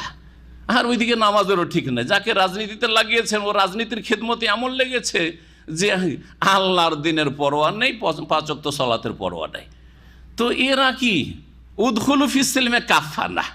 কিছু লোক ইসলামে ঢুকেছে, পরিবারের কিছু ঢোকেনি, কিছু সদস্য তো ইসলাম পালন করছে, কিছু বেদিন হয়ে আছে। এইরকমটা না, এইরকমই শিরক বেদাতের ক্ষেত্রে আপনার পরিবারে যেসব বেদাতি পরিবার, ওই সব পরিবারে আলহামদুলিল্লাহ অনেকে হেদায়েত হয়ে গেছেন, অনেকে হেদায়েত হয়ে গেছেন, অনেকে শিরক বেদাতে লেগে আছে, শিরক বেদাতে লেগে আছে। আর অনেকে নাজায়েজ উদারতা দেখেন, অবৈধ উদারতা। কি উদারতা? আরে সবার একটা স্বাধীনতা, ধর্মীয় স্বাধীনতা আছে। আমি তৌহিদ সুন্নাহ বুঝেছি, আমি পালন করছি, আমার ভাইও শিরক বেদাত করছে, করবোটা কি? ও যেদিন বুঝবে বুঝে নেবে, আমার বইলে লাভ হবে না, ও বলবেও না, ওকে তৌহিদ সুন্নাহর দাওয়াতও দেবে না, সাইলেন্ট, চুপ। এটা উদখুলু ফিস সিলমে কাফা হলো না। কমপক্ষে আপনাকে দাওয়াত দিতে হবে, এরা শিরক করছে, এরা বিদাত করছে, অথচ আপনার ঘনিষ্ঠ মানুষ, আপনার ঘরের লোক, অথবা আপনার বংশের লোক, অথবা আপনার গ্রামের লোক, অথবা আপনার হাতের নাগালে আছে, তাদেরকে দাওয়াত দেওয়া সহজ। সুতরাং উদখুলু ফিস সিলমে কাফা করতে হবে, শিরক বিদাত ছেড়ে আর বিধর্মিতা ছেড়ে। উদখুলুর ফাইলের তাগিদ, কর্তার তাগিদ, তোমরা সবাই মিলে ইসলামে প্রবেশ করো। কাফাতন মানে তাহলে জামিআন, তোমরা সকলেই ইসলামে প্রবেশ করো। একটা তাফসির করলাম, আর একটা তাফসির শোনেন। ফাইলের তাগিদ নাই কাফাতান, এটা হচ্ছে মাফুলের তাগিদ। যারা আরবি গ্রামার বোঝেন খুব সহজে বুঝতে পারে মাফুলের তাগিদ কেমন করে। উদখুলু ফিস সিলমে কাফা, তোমরা ইসলামে প্রবেশ করো। এই যে ফিস সিলম, যার মজরুর বলা হয়েছে, ইসলামের ভিতরে প্রথম যে অনুবাদটা করেছিলাম কি, পূর্ণাঙ্গ রূপে, মানে ইসলামের পূর্ণাঙ্গ জীবন বিধান বাস্তবায়ন করার চেষ্টা করো, জীবনের প্রতিটি ক্ষেত্রে ইসলাম পালন করার চেষ্টা করো। আকীদার ক্ষেত্রে খাঁটি মুসলিম, তৌহিদের ক্ষেত্রে খাঁটি মুসলিম, সুন্নাহর অনুসরণে খাঁটি মুসলিম, ফরজ ওয়াজিব আদায় করার ক্ষেত্রে খাঁটি মুসলিম, হ্যাঁ, তারপরে হারাম নাজায়েজ থেকে বেঁচে থাকার ক্ষেত্রে খাঁটি মুসলিম, তারপরে আখলাক মামলাত চরিত্রের ক্ষেত্রে খাঁটি মুসলিম। এটা হচ্ছে উদখুলু ফিস সিলমে কাফা। তাহলে এই যে ফিস সিলমে মজরুর, ইসলামের তাকিদ হচ্ছে, সিলমের তাকিদ হচ্ছে কাফাতান, ইসলামে পূর্ণাঙ্গ রূপে সম্পূর্ণভাবে প্রবেশ করো। এমন না যে কিছু মানলাম কিছু মানলাম না। এই দুটো তাফসীর জেনে নেওয়ার পরে বলছি, এই আয়াত দুই শ্রেণীর মানুষের ক্ষেত্রে, দুই শ্রেণীর মানুষের সংশোধনের জন্য। এক শ্রেণীর মানুষ যারা দুনিয়াদার মানুষ, দুনিয়াদার মানুষ যারা যারা ইসলামকে বুঝেছে যে ইসলাম হচ্ছে ব্যক্তিগত জীবনের ধর্ম, ইসলামের সম্পর্ক মানুষের ব্যক্তি জীবনের সাথে আর তার মসজিদের সাথে। আপনি আর মসজিদ, ব্যাস, আপনি নিজে ঠিক থাকেন ব্যক্তি জীবনে, আর আপনার মসজিদে গেলে শুধু ধর্মকর্ম। যখন দোকানপাটে গেলেন অসুবিধা নেই, সেখানে হালাল হারাম ওটাও অসুবিধা নেই, পয়সা আসলেই হলো। হ্যাঁ, ব্যাংকিং সুদ অসুবিধা নেই, অর্থনীতিতে অসুবিধা, কোথা থেকে উপার্জন হচ্ছে আর কোথায় ব্যয় করছেন ওসব না, ও পয়সা আপনার, সুতরাং আপনি স্বাধীনভাবে খরচ করেন। খরচ করার ক্ষেত্রেও আল্লাহ লাগাম লাগাননি এদের ধারণা, আর উপার্জন করার ক্ষেত্রেও লাগাম নেই, লাগামহীন, যেটাকে সহজ ভাষায় বলা হয় ধর্ম নিরপেক্ষতা, সেকুলারিজম। সেকুলারিজম ধর্ম হচ্ছে ব্যক্তি জীবনের বিষয়। এটা উদখুলু ফিস সিলমে কাফা হলো না, উদখুলু ফিস সিলমে কাফা না। শুধু নামাজ আর আপনার অন্তরটা সাফ রাখেন, কারো ক্ষতি করিয়েন না, নিজে ঠিক থাকেন, ব্যাস। আপনার পরিবার না না না, ওরা বেশি বুঝে, আমার ভাই বোন ওরা যথেষ্ট বুঝে, ওরা যখন ওদের বুঝ হবে তখন ওরা নামাজ রোজা ধরবে, ওরা সব করবে, ওরা, ওদেরকে আমি কেন বলতে যাবো। এটা হচ্ছে সেকুলারিজম। দ্বীন ইসলাম জীবনের প্রতিটি ক্ষেত্রে নিজের ইমান ও আমেলুস সলিহাত ওয়াতাওয়াসাউ বিল হক, ওয়াতাওয়াসাউ বিল হক মানে দাওয়া ইলাল্লাহ, আল্লাহর দ্বীনের দাওয়াত দিতে হবে। আপনি ঠিক হয়েছেন, আর তারপরে আপনার আকীদা আমল ঠিক হয়েছে, আপনার আখলাক চরিত্র ঠিক হয়েছে, দ্বীন আপনি উদখুলু ফিস সিলমে কাফা নিজের ক্ষেত্রে করেছেন। এখন আপনি জীবনের একটা ক্ষেত্র হচ্ছে, জীবনের প্রতিটি ক্ষেত্রে আপনি ব্যক্তি জীবনে শুধু না, আপনার পারিবারিক ক্ষেত্রে, আপনার সামাজিক ক্ষেত্রে, আপনার জীবনের প্রতিটি ক্ষেত্রে, রোজগারের ক্ষেত্রে, সমস্ত ক্ষেত্রে আপনি পূর্ণাঙ্গ রূপে ইসলামে প্রবেশ করুন। তাহলে এই আয়াত দ্বারা সংশোধন উদ্দেশ্য হচ্ছে যারা ইসলামের কিছু মানে আর কিছু মানে না, তাদের সংশোধন। ইসলামের ক্ষেত্রে শুধু টাকা আছে, পয়সা আছে, নেতা হয়েছি, আর 5 ওয়াক্ত নামাজটাও পড়ছি, রোজাও রাখছি, আর তারপর রমজান মাসে প্রতি বছর উমরাও চলে আসছি, আর প্রতি বছর পয়সা আছে মাশাআল্লাহ, অনেকে হজেও আসছেন, প্রতি বছর হজ করছেন, ব্যাস। আর তারপরে গিয়ে মানুষের তৈরি করা বিধান, চোরের হাত কাটা চলবে না, ওইসব কথা মুখে নিয়ে আসিও না। এগুলো হচ্ছে জঙ্গিদের কথা, এগুলো জঙ্গিদের কথা না, এটা ইসলামের কথা। জঙ্গিদের কথা আলাদা আর ইসলামের কথা আলাদা, দুটোকে এক করে, হ্যাঁ, ইহুদিদের ষড়যন্ত্রের শিকার, আর না হলে তাদের যারা খেদমত করছে তারা। জি হ্যাঁ, ইসলাম ভিন্ন বিষয়, আর যারা চরমপন্থী তাদের কোনো ধর্মকর্ম নেই, সব ধর্মে চরমপন্থীরা আছে। সুতরাং বলছিলাম যে এদের সংশোধন উদ্দেশ্য এই আয়াত দ্বারা। আর একটি দল হচ্ছে যারা ইসলাম তো পালন করে কিন্তু কাফাতান সম্পূর্ণরূপে ইসলামে প্রবেশ করে নাই। হয়তো নামাজের ক্ষেত্রে মাশাআল্লাহ নামাজের সঙ্গে আমাদের চাইতে অনেক বেশি তাদের, এর সাথে শুধু 17 রাকাত পড়ে। জোহরে কত রাকাত? 12 রাকাত পড়ে। 4 রাকাত আল্লাহ ফরজ করেছে, 12 পড়ে। আর আগে 2 পরে 2 পড়ে যদি 8 করেন তো যথেষ্ট হয়ে গেল। আর যদি আর 10 বাড়িয়ে দেন, যেমন একটা হাদিসে আছে, তাহলে 10 হইল। কিন্তু না 10 নাও, 12তে 11 করে না কোনোদিন। কথা বোঝা গেছে না? তাহাজ্জুদ কম নেই তার, আর জিকির আজকার তসবিহও ছাড়ে না, তসবিহও ছাড়ে না। মসজিদে আজানের সাথে হাজির, আবার ওরসে মাজারেও হাজির।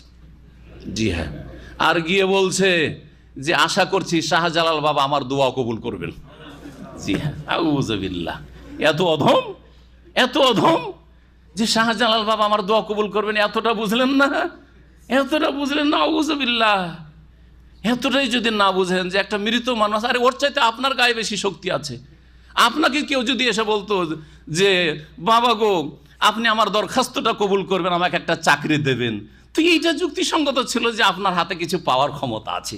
তো বেচারা মারা গেছে, ও তো আপনাকে একটা চাকরিও দিতে পারবে না। আরে ওর গায়ে একটা মাছি বসে গেলেও তাড়াইতে পারবে না। এমনকি যখন শাহজালাল বাবা মারা গেছেন তখন নিজে গোসলও করতে পারেননি, নিজের কাফনটা পরতে পারেননি। আর যখন তার শরীরের কাপড়টা সরিয়ে যখন কাফন পরানো হয়েছে তখন তার কাপড়টা নিজেও ঠিক করতে পারেননি। তিনি নিজে হেঁটে কবরস্থানও যেতে পারেননি, আর কবরে নিজেও নামতে পারেননি। সবাই কাঁধে করে উঠিয়ে নিয়ে গেছে, না নিজে আতর মাখতে পেরেছেন, সব কিছু আতর সুগন্ধি তাকে মাখিয়ে দেওয়া হয়েছে, আর তাকে দাফন করা হয়েছে। ইন্না লিল্লাহি ওয়া ইন্না ইলাইহি রাজিউন।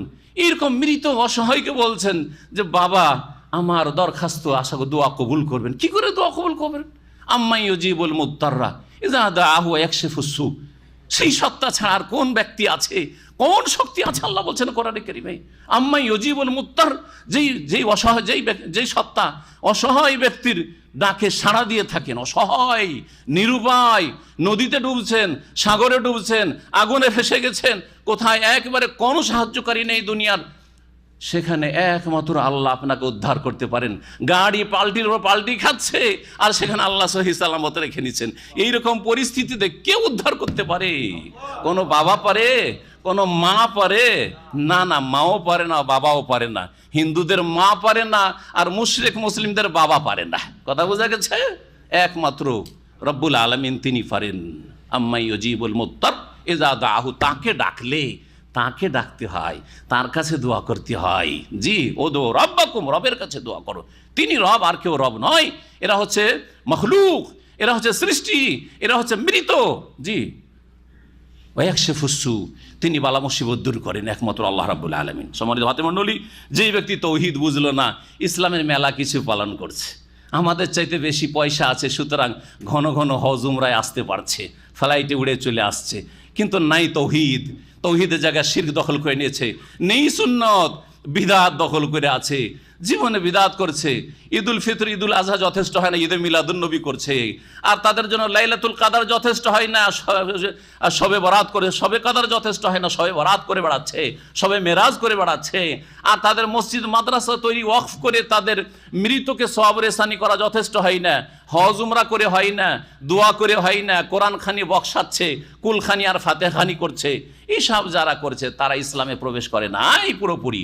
উদখুলু ফিস সিলমে কাফা, এদেরকে দাওয়াত দেওয়া হয়েছে এই আয়াতে। এই দুই শ্রেণীর মানুষকে, ধর্মের নামে যারা ইসলাম থেকে আংশিকভাবে বেরিয়ে আছে, কিছু ইসলামের কাজ করছে, কিছু ইসলাম থেকে বেরিয়ে আছে, শিরক বিদআতে লিপ্ত হয়ে রয়েছে, অথবা ধর্মকে না বুঝার কারণে, অজ্ঞতার কারণে তারা সেকুলারিজমে ডুবে আছে। ধর্মনিরপেক্ষতার এই ভ্রান্ত আকীদা তাদের কেমন গ্রাস করেছে যে ইসলাম হচ্ছে পার্সোনাল লাইফের নাম, বা পার্সোনাল জীবনে ইসলাম পালন করলেই তো হয়ে গেল। ভাই মসজিদে যাচ্ছি, 5 ওয়াক্ত নামাজ পড়ছি, আর এমন কি শিখার আছে, আর এমন কি আছে, বছর বছর মাঝে মাঝে হজ টজ করছি, উমরা করছি। জি হ্যাঁ, এই দুই জাতিকে ডেকে আল্লাহ বলছেন উদখুলু ফিস সিলমে কাফা, তোমরা ইসলামে পূর্ণাঙ্গ রূপে প্রবেশ করো। ওয়ালা তাত্তাবিউ খুতুওয়াতিশ শায়তান, আর শয়তানের পদঙ্ক অনুসরণ করো না, শয়তানের কদমে কদম রাখিও না। তাহলে বোঝা গেল যে যারা ধর্ম নিরপেক্ষতার পিছনে ছুটবে, বলছে ধর্ম আমার পার্সোনাল জীবনের, মসজিদে গেলাম ওই তো নামাজ পড়ে আসলাম, অসুবিধা কি? জি, তারা শয়তানের পদাঙ্ক অনুসরণ করে। আর যারা ধার্মিক ইসলামের ক্ষেত্রে ধার্মিক অনেক ইবাদতবন্দি করে, আখলাক আমল অত্যন্ত সুন্দর, চরিত্র খুব সুন্দর, কিন্তু শিরকি আকীদা রাখে, বিদআতি আকীদা রাখে, তারা শয়তানের পদাঙ্ক অনুসরণ করে। ওয়ালা তাত্তাবিউ খুতুওয়াতিশ শায়তান, শয়তানের পদাঙ্ক অনুসরণ করো না। ইন্নাহু লাকুম আদুউম মুবিন, নিঃসন্দেহে শয়তান হচ্ছে তোমাদের প্রকাশ্য শত্রু। শুধু শত্রু না, আল্লাহ কি বলছেন? প্রকাশ্য শত্রু। এই শত্রু দুশ্মন সম্পর্কে আল্লাহ সতর্ক সাবধান করে দিয়েছেন বারবার করে, একবার নয়। ইন্নাশ শায়তানা লাকুম আদু, আল্লাহ বলছে শয়তান তোমাদের দুশ্মন। ফাত্তাখিযু আদুওয়ান, দুশ্মনকে দোস্ত মনে করিও না, সব সময় তাকে দুশ্মনই ভাবিও, দুশ্মনই ইয়াকিন রাখিও, তাহলে বাঁচতে পারবে। সুতরাং শয়তানের রাস্তা থেকে বাঁচতে যদি চান তো এই দুই গুমরাহি থেকে বেঁচা। ধর্মের নামে গুমরাহি হচ্ছে শিরক বিদআতে লিপ্ত হওয়া, কবর মাজার আর পীর মুরিদির ধর্ম পালন করা, আর বিধর্মিতা আর গোমরাহি হচ্ছে যে বেদিন হয়ে যাওয়া কিছু ধর্মকর্ম ইসলামের করি ব্যক্তি জীবনে, আর আল্লাহর কাছে দোয়া করি বালা মুসিবতে পড়লে, আবার মাজারেও যায়, আবার বেদাতও করি, সুন্নত পালন করি, বেদাতও করি, দাড়ি টুপিও আছে, আর এদিকে শিরক বেদাতও আছে। এই ইসলাম আল্লাহ চান না, এই ইসলাম আল্লাহ কবুল করবেন না। শয়তানের পদাঙ্ক অনুসরণ করেছ। ফাইন জালালতুম মিন বাদি মা জাআতকুমুল বায়্যিনাত, কিন্তু সুস্পষ্ট দলিল প্রমাণ তোমাদের কাছে চলে আসার পরেও যদি তোমাদের পদস্খলন ঘটে, জালালতুম, জাল্লা ইয়াজিল্লু মানে পা পিছলিয়ে যাওয়া, জানে নিলে তোমরা, জানার পরে কোরআন সুন্নাহ জানলে, তৌহিদ জানলে, তারপরে যদি কখনো ভুল হয়েই যায়, একবার শিরিক হয়ে গেছে, ধরেন বেদাত হয়েই গেছে, অথবা ইসলাম ভুল বুঝেছিলেন, কোনো একটা এমন কাজ করেছেন বা এমন একটা কথা বলেছেন যেটা সেকুলারিজম, যেটা গুমরাহি, অথবা কোনো ক্ষেত্রে পাপ হয়ে গেছে আপনার আখলাক চরিত্রের ক্ষেত্রে, অথবা কোনো ঘাটতি হয়ে গেছে, তাহলে তওবার রাস্তা খোলা আছে, তওবার রাস্তা, সংশোধনের রাস্তা খোলা আছে। আল্লাহ বলছেন ফাইন জালালতুম, যদি তোমাদের পদস্খলন হয়ে যায়, মিন বাদি মা জাআতকুমুল বায়্যিনাত, তোমাদেরকে সুস্পষ্ট দলিল প্রমাণাদি আসার পরেও, ফালামু, জেনে রেখো, আন্নাল্লাহ আজিজুল হাকিম, আল্লাহ রব্বুল মহাপরাক্রান্ত। সুতরাং সংশোধন না করলে আল্লাহর কবল থেকে রক্ষা পাবে না, আল্লাহ ধরতে সক্ষম। হাকিমুন, এবং তিনি বিজ্ঞানময়, প্রজ্ঞাময়। সুতরাং আল্লাহ রব্বুল আলামিন আছে স্বাধীন এই খেলার জগতে। দুনিয়া হচ্ছে টয় টাউন, খেলনাঘর, খেলনাঘরে আল্লাহ স্বাধীন ছেড়ে দিয়েছেন। এখন কোন দিকে যাচ্ছ, কিভাবে চলাফেরা করছো, সেটা আল্লাহ দেখছেন এবং তার হিসাব নেবেন, মনে রাখো। আল্লাহ রব তারপরে বলছেন যারা সংশোধন করেন তাদের, আল্লাহ রাব্বুল আলামিনের উপদেশ আসার পরে, আসমানি বিধান কোরআন নাজেল হওয়ার পরেও, রাসূলুল্লাহ সাল্লাল্লাহু আলাইহি সাল্লামের আগমনের পরেও, দিন আমরা জন্মসূত্রে পেয়ে গেছি যারা জাতিগত মুসলিম, তারপরেও যদি আমরা নিজেদের সংশোধন সংস্কার না করি, তাহলে আমরা কিসের অপেক্ষায় আছি? আল্লাহ জিজ্ঞেস করছেন। তোমরা কি ওই কিয়ামতের দিনের অপেক্ষা আছো, যেদিন পশ্চিম দিক থেকে সূর্য উঠবে আর আল্লাহ হিসাব নেওয়ার জন্য আসবেন, আর তোমাকে সেখানে হাজির হইতে হবে জবাব দেওয়ার জন্য? সেই দিনের অপেক্ষায়, সেই দিন সংশোধন করবে, সেই দিন তো তওবা দরজা বন্ধ হয়ে যাবে। এটা একটি তাফসীর, এই আয়াতের যে আয়াত আসছে।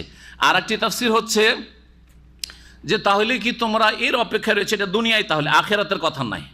প্রথম তাফসীর ছিল যে তাহলে কি তোমরা আখিরাতের অপেক্ষা আছো, যে কিয়ামত যেদিন হবে সেদিন সংশোধন করেছে, তার সংশোধনের সুযোগ থাকবে না।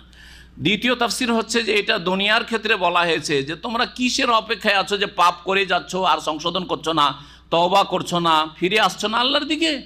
তোমরা কি এই অপেক্ষা আছো যে হঠাৎ করে আল্লাহ আকাশ থেকে নেমে আসুক আর তোমাদের ধরুক? হ্যাঁ, যেমন আসামি ধরাটা হয়, বদমাশ লোকেরা চোর ডাকাত চুরি ডাকাতি করে বেড়াচ্ছে, গ্রামে বসবাস করছে, ঠিক না? কিন্তু যখন জানতে পারি যে না আমার বিরুদ্ধে ওয়ারেন্ট হয়ে গেছে, এখন থানা পুলিশ আসছে, ঠিক না, তখন পলাতক ধরবে, এখন তখন পালাই চোর ডাকাত আর কুখ্যাত লোকেরা, ঠিক না? তো তোমরা কি ওই রকমই চাও যে আল্লাহ আসুক আর ধরুক তখন তোমরা পালাবে? না তখন তোমরা সংশোধন করে যে আল্লাহ আর করবো না, তখন হবে? না না, আগে এখন করো। আল্লাহর আযাব চলে আসার পরে কিন্তু আযাব উঠে না, যখন আযাব চলে আসে তখন আযাব আর সরে না। বলছেন মহান আল্লাহ, হাল ইয়ানজুরুনা ইল্লা ইয়াতিয়াহুমুল্লাহু ফি যুলালিম মিনাল গামাম, তারা কি এই অপেক্ষায় রয়েছে? ইয়ানজুরুনা মানে ইন্তাজিরুন, নাজারে ইয়ানজুরু মানে দেখা হয়, কিন্তু নাজারা যখন ইন্তাজারার অর্থে হবে তখন মানে ইন্তেজার করা, ইন্তেজার মানে অপেক্ষা, প্রতীক্ষা করা। তারা কি এই প্রতীক্ষায় রয়েছে যে ইল্লা ইয়াতিয়াহুমুল্লাহু ফি যুলালিম মিনাল গামাম, যে আল্লাহ তাদের কাছে আগমন করবেন মেঘমালার ছায়ায়, ওয়াল মালাইকাতু, এবং ফেরেশতাগণ, মানে ফেরেশতাদেরকে সাথে নিয়ে, আল্লাহ রাব্বুল আলামিন ফেরেশতাদেরকে সাথে নিয়ে আগমন করবেন, এই অপেক্ষায় রয়েছে। তখন তারা সংশোধন করবে, তখন তারা সোজা রাস্তা ধরবে। এটা দুনিয়াতে হইতে পারে একটা তাফসীর, এই অপেক্ষায় যে আল্লাহ আসুক আর তোমাদেরকে ধরুক আর মারুক আর পাকড়াও করুক। আর আরেকটা তাফসীর কি বললাম, সেটা কিয়ামতের দিনে যেহেতু আল্লাহ রাব্বুল আলামিন হিসাব নেওয়ার জন্য হাসরের মাঠে আগমন করবেন, আল্লাহর আগমন, আল্লাহর আশা আল্লাহর মতো যেমন তার শায়ানে শান হয়, তেমন দ্বিতীয় তাফসীর সেটা ফি যুলালিম মিনাল গামাম, আল্লাহ রাব্বুল আলামিন আগমন করবেন। মেঘমালা তো আল্লাহর সৃষ্টি, তো আল্লাহ মেঘমালার ভিতরে কেমন করে আসবেন? তো সৃষ্টির ভিতরে না। এই জন্য তাফসীরকাররা বলেছেন যে এখানে ফেরেশতাদেরকে বোঝায়, ফেরেশতারা মেঘমালার আজ ছায়ায় আসবেন, মানে মেঘমালায় আসবেন, আর আল্লাহ রাব্বুল আলামিন আগমন করবেন। তাহলে ফেরেশতাদেরকে বোঝানো হয়েছে, বলা হয়েছে ওয়া কুদিয়াল আমর, এবং সেখানে চূড়ান্ত ফায়সালা হয়ে যাবে, বিচার করে দেওয়া হবে কে জান্নাতি কে জাহান্নামী কিয়ামতের দিনের, যদি এই তাফসীর করা হয় আয়াতের। অথবা দুনিয়ায় হঠাৎ করে আল্লাহ চলে আসলেন ফেরেশতাদেরকে নিয়ে, আর অসৎ লোকদেরকে, পাপীদেরকে ধরতে শুরু করলেন, ওয়া কুদিয়াল আমর, আর সেখানে চূড়ান্ত ফয়সালা হয়ে গেল, আল্লাহর হুকুম হলো যে পাপীদেরকে একেবারে ধ্বংস করে দেব। এই অপেক্ষায় আছো, যেদিন ধ্বংসের দিন চলে আসবে তখন তো আল্লাহ আর ছাড়বেন না। ওয়া ইলাল্লাহি তুরজাউল উমুর, আর মনে রাখো সমস্ত কাজকর্ম, সমস্ত বিষয় আল্লাহর দিকে প্রত্যাবর্তিত হয়। সালবানি ইসরাইল, আল্লাহ বলছেন বনি ইসরাইলদেরকে জিজ্ঞেস করো, অর্থাৎ ইয়াকুব আলাইহিস সালামের বংশধর যারা, তাদেরকে জিজ্ঞেস করো, কাম আতাইনাহুম মিন আয়াতিন বাইয়িনাহ, কত শত যে তাদেরকে সুস্পষ্ট নিদর্শন আমি দিয়েছি, কতই না তাদেরকে কি দিয়েছি, সুস্পষ্ট নিদর্শন বা মুজিজা দিয়েছি। এখানে আয়াতুন মানে হচ্ছে মুজিজা দিয়েছি। বনি ইসরাইলদেরকে আল্লাহ রাব্বুল আলামিন অনেক অলৌকিকত্ব, মুজিজা, অসাধারণ বিষয় দিয়েছেন নবীদের মাধ্যমে, বিশেষ করে মূসা আলাইহিস সালামের মাধ্যমে। আল্লাহ কয়টি মুজিজা দিয়েছিলেন? 9টি মুজিজা মূসা আলাইহিস সালামকে দিয়েছিলেন। তার মধ্যে একটি ছিল মূসা আলাইহিস সালামের লাঠি। এই লাঠি দিয়ে বনি ইসরাইলদের কত উপকারিতা হইল। হ্যাঁ, এই লাঠি দিয়ে পরাজিত করা হইল ফেরাউনের জাদুঘরদেরকে। আর এই লাঠির মাধ্যমে ফেরাউনের জাদুকররা পরাজিত হওয়ার পরে তারা সকলে ইসলাম কবুল করলো। আর সকালবেলা ছিল চরম কাফের তারা, আর ফেরাউনের বন্ধু সন্ধ্যাবেলা ফেরাউনের শত্রু মূসা আলাইহিস সালামের বন্ধুতে পরিণত হইল। সকালবেলা আল্লাহদ্রোহী, আল্লাহর দুশমন ছিল, সন্ধ্যাবেলা আল্লাহ রাস্তার শহীদ হইল তারা। চিন্তা করেছেন, সকাল বিকাল শুধু কয়েক ঘন্টার মধ্যে ঘটনা। আশা করি যাদের জানা আছে তারা সহজে বুঝতে পারে, সব ঘটনা এখানে বলার সময় নেই।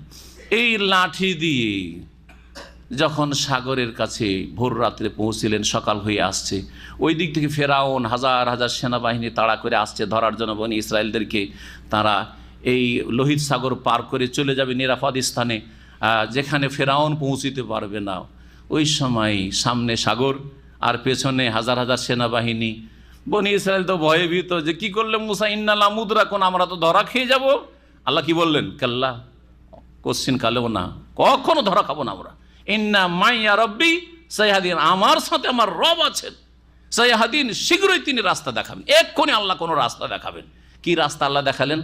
আনাজরে বেআসাকাল বাহার, লাঠি, তোমার এই যে মুজিজার লাঠি, সাগরে মারো। 12টা বাড়ি দিলেন, 12টা বিশাল বিশাল রাস্তা হয়ে গেল, রাজপথ। 12টা বিশাল, আজকালকার ব্রিজ ওই রকম নেই। জি হ্যাঁ, সুবহানাল্লাহ। সমুদ্রের তলে কত গভীর সাগর হয় চিন্তা, লোহিত সাগর, যেটা জেদ্দা থেকে শুরু হয়ে একবারে মেসর পর্যন্ত পৌঁছেছে, এটাই হচ্ছে লোহিত সাগর। এই সাগরের একটা অংশের 12টা রাস্তা 12 বংশের জন্য। আনাইজরে বেআসাকাল বাহার, এই তো হইল এই লাঠির মুজিজা।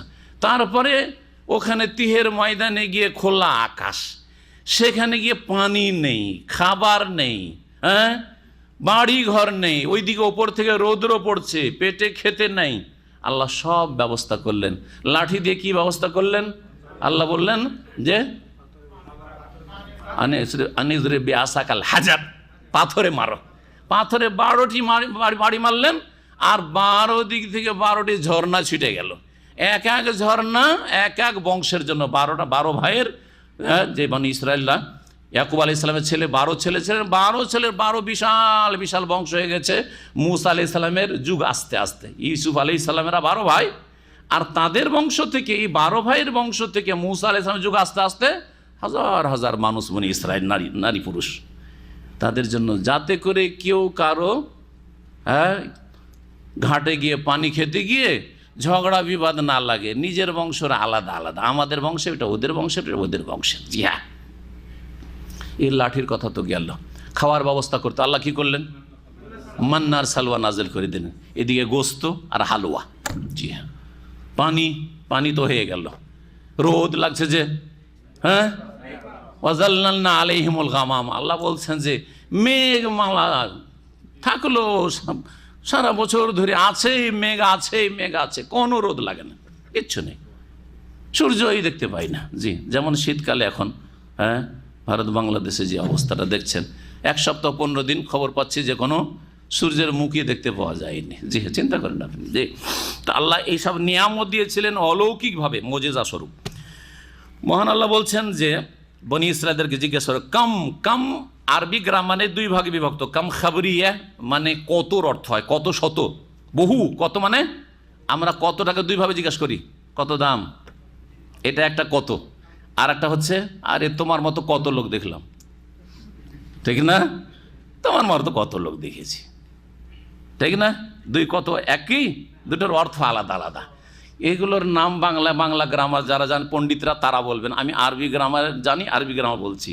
যেটা কত মানে অনেক বহু, ওটা হচ্ছে কাম খাবরিয়া, কাম খাবরিয়া।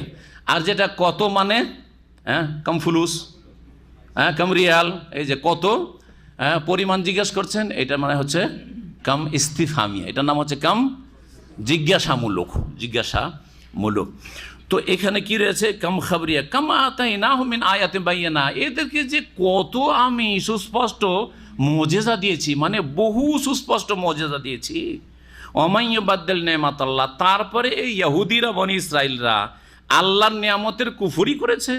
সুতরাং জেনে রেখো, যারাই আল্লাহর নিয়ামতকে কি করবে, বদলাবে কিসে, নাশুকরিতে, আল্লাহর নিয়ামতের শুকরিয়া না করে অকৃতজ্ঞ হবে, মিম্বাদে মা জাআতহু, তাদের কাছে আল্লাহর নিয়ামত আসার পরে, ফাইন্নাল্লাহ শাদীদুল ইকাব, জেনে রাখা উচিত এসব অকৃতজ্ঞদেরকে, নাশুকুর গুজারদেরকে, যারা আল্লাহর অকৃতজ্ঞ। আল্লাহর অকৃতজ্ঞ হচ্ছে যারা শিরিক করে, যারা পাপ করে, যারা আল্লাহর ইবাদতবন্দি করে না। 5 ওয়াক্ত আল্লাহ ফরজ করলেন, বলে আমি 5 ওয়াক্ত পারবো না, 4 পারছি। আল্লাহর অকৃতজ্ঞ জীবনের প্রতিটি ক্ষেত্রে। আল্লাহর নিয়ামতকে গুনহার কাজে লাগালে, সুস্থতাকে পাপের কাজে লাগাইলে, সময়কে অন্যায় কাজে লাগাইলে, গায়ের জোরকে পাপের কাজে জুলম অত্যাচারে লাগালে, সবাই হচ্ছে নাশুকুর গুজার। এইরকম যে কোনো পাপই হচ্ছে যে নাশুকুর গুজার। তো আল্লাহ বলছেন যারা আল্লাহর নিয়ামতকে বদলে দেবে কুফরিতে, মানে আল্লাহর নিয়ামতের অকৃতজ্ঞ হবে, তাদের কাছে আল্লাহর নিয়ামত আসার পরে ফাইন্নাল্লাহ শাদীদুল ইকাব, জেনে রাখা উচিত তাদেরকে যে আল্লাহ কঠোর শাস্তিদাতা। যুয়্যানা লিল্লাযিনা কাফারুল হায়াতুদ দুনিয়া, আল্লাহ রাব্বুল এখন কাফেরদের কথা বর্ণনা করছেন যে কাফেরদের জন্য পার্থিব জগৎকে সুশোভিত করা হয়েছে। কাফেরদেরকে এমন দুনিয়ার মোহ দেওয়া হয়েছে, আর কাফেরের চরিত্র যাদের মধ্যে চলে এসছে। মুসলিম সমাজে যদি এরকম দেখে যে খুব দেখা যায় যে খুব লোভী, এত লোভী, পয়সা ছাড়া কিছু বুঝেন না, স্বার্থ ছাড়া কিছু বুঝেন না, যাক ইমান যাক, ইসলাম যাক, সম্পর্ক যাক, কিন্তু আমার পয়সা ঠিক আছে। এটা হচ্ছে কাফেরদের চরিত্র। আল্লাহ বলছেন যুয়্যানা লিল্লাযিনা কাফারুল হায়াতুদ দুনিয়া, পার্থিব জগৎকে কাফেরদের জন্য সুসজ্জিত করা হয়েছে, সুশোভিত করা হয়েছে বা চমৎকৃত করা হয়েছে, খুব চমৎকার তাদেরকে লাগে। ওয়াসখারুনা মিনাল্লাযিনা আমানু, আর এই কাফেরদের আরেকটি খারাপ চরিত্র হচ্ছে মুমিন মুসলিমদেরকে তারা উপহাস করে, ঠাট্টা করে। ধার্মিক লোকদেরকে কি করে, ঠাট্টা করে। কাফেরদের চরিত্র এটা যদি মুসলিমদের মধ্যে চলে আসে, তাহলে তারা মুসলিম সমাজের মুনাফিক কুফরি চরিত্র তাদের মধ্যে রয়েছে। যেমন অনেক মুসলিম আপনার সাথী বন্ধু আছে, দাড়ি রাখলে আরে কখন থেকে তুমি মোতা হয়ে গেলে, কখন থেকে তুমি হুজুর সেজে গেছো, টাকনার ওপরে কাপড় উঠিয়েছেন জাহান্নাম থেকে বাঁচবেন, ও যাবে জাহান্নামে। ও শয়তানকে রাজি করতে পারছে, আর আপনি আল্লাহকে রাজি করার জন্য প্যান্টটা আপনি টাকনার ওপরে উঠিয়েছেন, ক্রিটিসাইজ শুরু করে দিয়েছে। আরে কিরে অভদ্র, তুমি কখন থেকে হয়ে গেলে, টাকনার ওপরে কেন কাপড় তোমার উঠে গেল, কখন থেকে তুমি চরমপন্থী হয়ে গেলে, কখন থেকে তুমি মৌলবাদী হয়ে গেলে। এরা হচ্ছে মৌলবাদী, এগুলি সবসময় ঠাট্টা, এগুলি হচ্ছে উপহাস। আল্লাহ বলছেন এটা কাফেরদের চরিত্র, কাফেরদের চরিত্র। 5 ওয়াক্ত নামাজ পড়লে মৌলবাদী হয়ে যায়, দাড়ি রাখলে মৌলবাদী হয়ে যায়, ঢিলা ঢালা পোশাক পরলে মৌলবাদী হয়ে যায়, টাকনার উপরে কাপড় পরলে চরমপন্থী হয়ে যায়, জঙ্গি হয়ে যায়, ইত্যাদি ইত্যাদি। এগুলি হচ্ছে কাফেরদের চরিত্র। মুসলিমদের মধ্যে যদি চলে এসে থাকে তাহলে হয় ঈমান ভঙ্গ হয়ে গেছে, আর না হলে ঈমান ভঙ্গের কাছাকাছি চলে গেছে। আল্লাহ যেন তাদেরকে হেদায়েত দান করেন। দুনিয়াতে মুমিন মুসলিমদেরকে নিয়ে উপহাস করতে, ওয়াল্লাযিনা তাকাউ ফাওকাহুম ইয়াওমাল কিয়ামাহ, কিন্তু শুনে রাখো যারা আল্লাহ ভীরু তারা এই কাফের আর ওই অসৎ চরিত্রের মানুষ যারা উপহাস করতো মুমিন মুসলিমদেরকে নিয়ে, তাদের ওপরে বসবাস করবে, তারা জান্নাতে বসবাস করবে। আর হে কাফেররা, তোমরা ঠাট্টা উপহাস করতে, গালমন্দ করতে, ক্রিটিসাইজ করতে মুসলিমদেরকে, তোমরা জাহান্নামের অধিবাসী হবে। আল্লাহু ইয়ারযুকু মান ইয়াশাউ বিগাইরি হিসাব, আর আল্লাহ যাকে চান অফুরন্ত রিজিক দিয়ে থাকেন। কানান নাস উম্মাতান ওয়াহিদা, তারপর আল্লাহ বলছেন মানব জাতি একটি জাতি ছিল। আদম আলাইহিস সালামকে সৃষ্টি করার পরে 10 শতাব্দী পর্যন্ত, 1000 বছর পর্যন্ত, নূহ আলাইহিস সালামের যুগ আসার পূর্ব মুহূর্ত পর্যন্ত মানুষ একটি জাতি ছিল, একটি আদর্শে বিশ্বাসী ছিল, সেটা হচ্ছে তাওহীদ। সেটা হচ্ছে কি? আল্লাহর একত্ব। তাদের ইসলাম এক ছিল, তাদের ধর্ম এক ছিল, 2 ধর্ম ছিল না। কানান নাস উম্মাতান ওয়াহিদা, আল্লাহ বলছেন মানব জাতি একটি জাতি ছিল। ফাবাসাল্লাহুন নাবিয়িনা মুবাশশিরিন ওয়া মুনযিরিন, এই ফাবাসাল্লাহর আগে এবং কানান নাস উম্মাতান ওয়াহিদা, এখানে একটি বাক্য উজ্জ আছে, ফাখতালাফু। ফাখতালাফু, এই যে উজ্জ আছে বললাম, এর দলিল হচ্ছে কয়েকজন সাহাবীর কেরাত, যে কেরাতগুলি প্রসিদ্ধ কেরাত নয়, কেরাত মুতাওয়াতিরা নয়, কিন্তু সেই কেরাতগুলি রয়েছে। যেমন বর্ণনা করছেন এখানে ইমাম কাসির রহমাতুল্লাহ আলাইহি যে আব্দুল্লাহ বিন মাসউদ রাদিয়াল্লাহু তাআলা যে মুসাফ ছিল, তার কেরাতে ছিল কানান নাস উম্মাতান ওয়াহিদা ফাখতালাফু। মুস্তাদরাক হাকিমে এই হাদিসটি রয়েছে। এইরকমই উবাই বিন কাব, প্রসিদ্ধ কারি হাফেজ ছিলেন সাহাবী রাসূলুল্লাহ সাল্লাল্লাহু আলাইহি ওয়াসাল্লামের, তার কেরাতে ছিল আন্নাহু কানা ইয়াকরা, এইভাবে পড়তেন এই আয়াতটি, কানান নাস উম্মাতান ওয়াহিদা ফাখতালাফু ফাবাসাল্লাহুন নাবিয়িনা মুবাশশিরিন ওয়া মুনযিরিন, এরকম ছিল। তাহলে এই কেরাতটা যে সাহাবায়ে কেরামরা কয়েকজন তারা এইভাবে পড়তেন, তাদের কেরাতটা সামনে রেখে তাফসীর করি মুফাসসিরিনগণ তাই করেছেন। বলছেন যে মানব জাতি একটি জাতি ছিল, ফাখতালাফু, কিন্তু তারা আপোষে বিরোধ সৃষ্টি করল, মতবিরোধ হইল, তাদের মতভেদ সৃষ্টি হয়ে গেল। কি করলো? একদল বলল যে আল্লাহকে সরাসরি পাওয়া তো মুশকিল, কি লাগবে? ওসিলা লাগবে। আর ওসিলা হচ্ছে আমাদের সলেহীন নেক লোকেরা।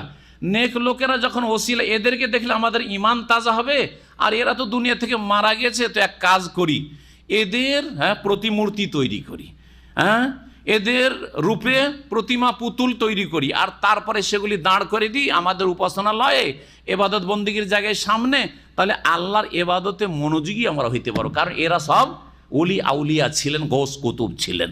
এইরকম করে নূহ আলাইহিস সালামের পূর্ব যুগে প্রথম শুরু হয়। আব্দুল্লাহ বিন আব্বাস রাদিয়াল্লাহু তাআলা আনহুমা বর্ণনা করেছেন, সহিহ বুখারীতে এই রিওয়ায়াতটি রয়েছে। প্রথম দিকে শুধু সাজিয়ে রাখলো, এই নেক লোক ওলি আউলিয়ার প্রতিমূর্তিগুলিকে এবাদত খানাতে সাজিয়ে রাখলো, কিন্তু তাদেরকে সেজদা করতো না। জিন শয়তান একেবারে ঢিলা, আর ওই রকম ভালো মানুষের জামা কাপড় পরে আল খাল্লা নিয়ে আসলো, আসার মুরব্বী সেজে আসার পরে বললো যে তোমরা কি করছো? বলছে আমরা আল্লাহর ইবাদত বন্দেগী করছি, আর এরা আমাদের আউলিয়া ছিল, এদের প্রতিমূর্তিগুলি তৈরি করছি, এদের দেখলে ঈমান তাজা হয়, আর এদের দেখাতে চক্ষু ঠান্ডা হয়, আর আমাদের ইবাদতে মনোযোগী যখন হয় তখন ভালো লাগে। বলছে তোমরা সব মূর্খ আছো, আসলে ভুল করেছো তোমরা। এরাই দিতে পারে, আল্লাহ এদেরকে এমন অসাধারণ ক্ষমতা দিয়েছেন যে এই ওলিয়া আউলিয়া গস কুতুবরাই দিতে পারে, সুতরাং এদেরকে সেজদা করো। তাই নাকি প্রথম প্রজন্ম শেষ, একজন প্রজন্ম যারা জানতো কিছু তারা শেষ। এখন অজ্ঞ সমাজকে কানাকে হাইকোর্ট দেখিয়ে দিল জিন শয়তান, ইবলিস শয়তান কি করলো? রাজি করে নিল যে ঠিক আছে, তাহলে এরা কি সিজদা করো, আল্লাহকে পেয়ে যাবে। এই মূর্তি পূজা শুরু হয়ে গেল। মূর্তি পূজা শুরু হলো, তার সাথে সাথে কেউ তো দাঁড় করে দিয়ে পূজা করলো, প্রতিমা পূজা, আর আরেকটা পূজা হচ্ছে শুইয়ে দিয়ে মাটিতে দাফন করে পূজা। এই 2 পূজা যুগে যুগে শুরু হয়েছে। নবী করিম সাল্লাল্লাহু আলাইহি সাল্লাম যে হাদিসে রয়েছে, লানাতুল্লাহ আলাল ইয়াহুদি ওয়ান নাসারা, ইহুদি নাসারাদের উপর আল্লাহর কি হোক? লানত হোক, অভিশাপ হোক। কেন? ইত্তাখাযু কুবুর আম্বিয়াহি মাসাজিদা, তাদের নবীদের কবরগুলিকে সিজদার স্থানে পরিণত করেছিল। অন্য রিওয়ায়াতে ওয়াসালিহিহিম, নবীদের কবরগুলিকে আর নেক লোক যারা ওলিয়া উলিয়া তাদের কবরগুলিকে তারা সিজদার স্থানে পরিণত করেছে। এই জন্য শাইখুল ইসলাম আহমদ আব্দুল্লাহ রাহমাতুল্লাহ কিতাবুত তাওহীদে লিখেছেন ফাওয়াকাউ ফিতনাতাইন ফি ফিতনাতাইন, 2 ফিতনায় তারা নিমজ্জিত হয়েছিল, বড় ফিতনা, শিরকের 2টো ফিতনা। একটা হচ্ছে ফিতনাতুল কবরে ওয়া ফিতনাতুস সূরাতে, মূর্তি পূজা, আর আরেকটা হচ্ছে কবর পূজা। এই 2 পূজাতে মানব জাতি লিপ্ত হয়ে বিভিন্ন ধর্ম অবলম্বী হয়েছে। না হলে আল্লাহ প্রদত্ত দিন হচ্ছে ইন্নাদ-দীনা ইনদাল্লাহি আল ইসলাম। তো এই মর্মে আব্দুল্লাহ বিন আব্বাস রাদিয়াল্লাহু তাআলা আনহুর যে রিওয়ায়াতটি রয়েছে, এখানে তাফসীর ইবনে কাসির রয়েছে, ছোট্ট করে শোনাই। বলছে কানা বাইনা নূহ ওয়া আদম আশারাত কুরুন, নূহ আলাইহিস সালামের আমল থেকে শুরু করে ওপর দিকে আদম আলাইহিস সালাম পর্যন্ত 10 শতাব্দী চলে গেছে। 10 শতাব্দী মানে 1000 বছর চলে গেছে। কুল্লুহুম আলা শরিয়াতি মিনাল হক, সবাই হক শরীয়ত, সত্য শরীয়ত মেনে চলতো। ফাখতালাফু, কিন্তু আপোষে বিরোধ সৃষ্টি করলো। যখন বিরোধ হলো তখন দুটো জাতিতে বিভক্ত হলো। একটা জাতি হচ্ছে তৌহিদবাদী জাতি, এক আল্লাহর ইবাদত বন্দেগী করনেওয়ালা, আর আরেক জাতি হইল পৌত্তলিক জাতি, মূর্তি পূজা করনেওয়ালা, যারা ওয়াদ, সোয়া, ইয়াগুস, ইয়াউক, নাসর, সূরায়ে নূহে যে এই দেবদেবীগুলোর নাম রয়েছে, এদের পূজা করা শুরু করলো। নূহ আলাইহিস সালামকে আল্লাহ এদের হেদায়েতের জন্য পাঠালেন। 950 বছর ধরে এদেরকে হেদায়েতের চেষ্টা করলেন, কিন্তু অল্প কিছু লোক ছাড়া, ওমা আমানা মাহু ইল্লা কালিল, অল্প কিছু লোক ছাড়া হেদায়েত হলো না। আল্লাহ তাদেরকে ডুবিয়ে ধ্বংস করলেন, তাদেরকে ডুবিয়ে ধ্বংস করলেন। অল্প কিছু লোক যারা মুমিন মুমিনাত ছিল তাদেরকেই উদ্ধার করেন নূহ আলাইহিস সালামের জাহাজের মাধ্যমে। আল্লাহ রাব্বুল বলছেন, যখন নবীর প্রয়োজন হইল, কিতাবের প্রয়োজন হইল, কারণ মানুষ শিরক আর কুফরিতে লিপ্ত হয়ে গেছে। ফাবাস আল্লাহুন নবিয়িনা, অতঃপর আল্লাহ নবীদেরকে প্রেরণ করলেন মুবাশশিরিনা, সুসংবাদ দাতা করে। যারা কবুল করে নেবে দাওয়াত নবীদের, তাদের জন্য জান্নাতের সুসংবাদ, আল্লাহর নিয়ামতের সুসংবাদ, দুনিয়া আখিরাতের সুখ শান্তির সুসংবাদ। অমুনজিরিন, এবং সতর্ক সাবধানকারী করে। যারা মানবে না তাদের জন্য সতর্ক বাণী, যে সাবধান হয়ে যাবে, না হলে আল্লাহর আযাব গজব নামবে দুনিয়াতে, আর মরার পরে জাহান্নাম রয়েছে। ওয়ানজালা মাহমুল কিতাবা বিল হক, আর সত্য সহকারে তাদের সাথে, নবীদের সাথে আল্লাহ কিতাবও নামিয়ে দিলেন, অবতীর্ণ করলেন। লিয়াহকুমা বাইনান নাস ফীমা ইখতালাফু ফী, যাতে করে তারা বিচার করেন লোকজনের মাঝে ওই সমস্ত বিষয়গুলিতে যেগুলিতে তারা মতবিরোধ করেছে, যে মতভেদ হয়েছে, সেগুলির যাতে করে সমাধান দেন নবীগণ। ওমা ইখতালাফা ফীহি ইল্লাল্লাযিনা উতুহু মিন বাদি মা জাআতহুমুল বায়্যিনাতু বাগিয়াম বাইনাহুম, আর এমনটা নয় যে তারা আপোষে মতবিরোধ করেছে, তাদের কাছে কোনো জ্ঞান ছিল না, ছিল, তাদের কাছে দলিল প্রমাণ এসেছে, তারপরে তারা দলাদলি করেছে। যখন নূহ আলাইহিস সালামের দাওয়াত আসলো, তখন একদল, অল্প কয়েকজন, ধীরে ধীরে ধীরে একটা দুটা করে ইসলাম কবুল করলো। যারা পুরোপুরুষরা যে তৌহিদের উপর ছিল সেদিকে ফিরে আসলো। জি হ্যাঁ, গর্ত থেকে উঠে আসলো শিরক কুফরির। আর সংখ্যাগরিষ্ঠ থেকে গেল পৌত্তলিকতায়, প্রতিমা পুতুল পূজায়। আল্লাহ বলছেন যে তারা যে মতবিরোধ করেছিল, ওমাখতালাফি, এরা মতবিরোধ করেনি, ইল্লাল্লাযিনা উতু, ওই সব লোকেরাই মতবিরোধ করেছে যাদেরকে দেওয়া হয়েছিল, ইল্লাল্লাযিনা উতু মিন বাদি মা জাআতহুমুল বায়্যিনাত, তাদের কাছে সুস্পষ্ট দলিল প্রমাণ চলে আসার পরে, বাগিয়াম বাইনাহুম, তাদের জিদ বশত, জিদ করে, মানব না তোমার কথা, তোমার চাইতে শ্রেষ্ঠ মানুষ এখানে আছে, তুমি কি এসব বলো। অহংকার, জিদ, আমাদেরটা ঠিক থাকবে, আমরা এতদিন ধরে করে আসছি, আমরা ভুল করেছি, আমাদের বাপদাদা ভুল করেছে।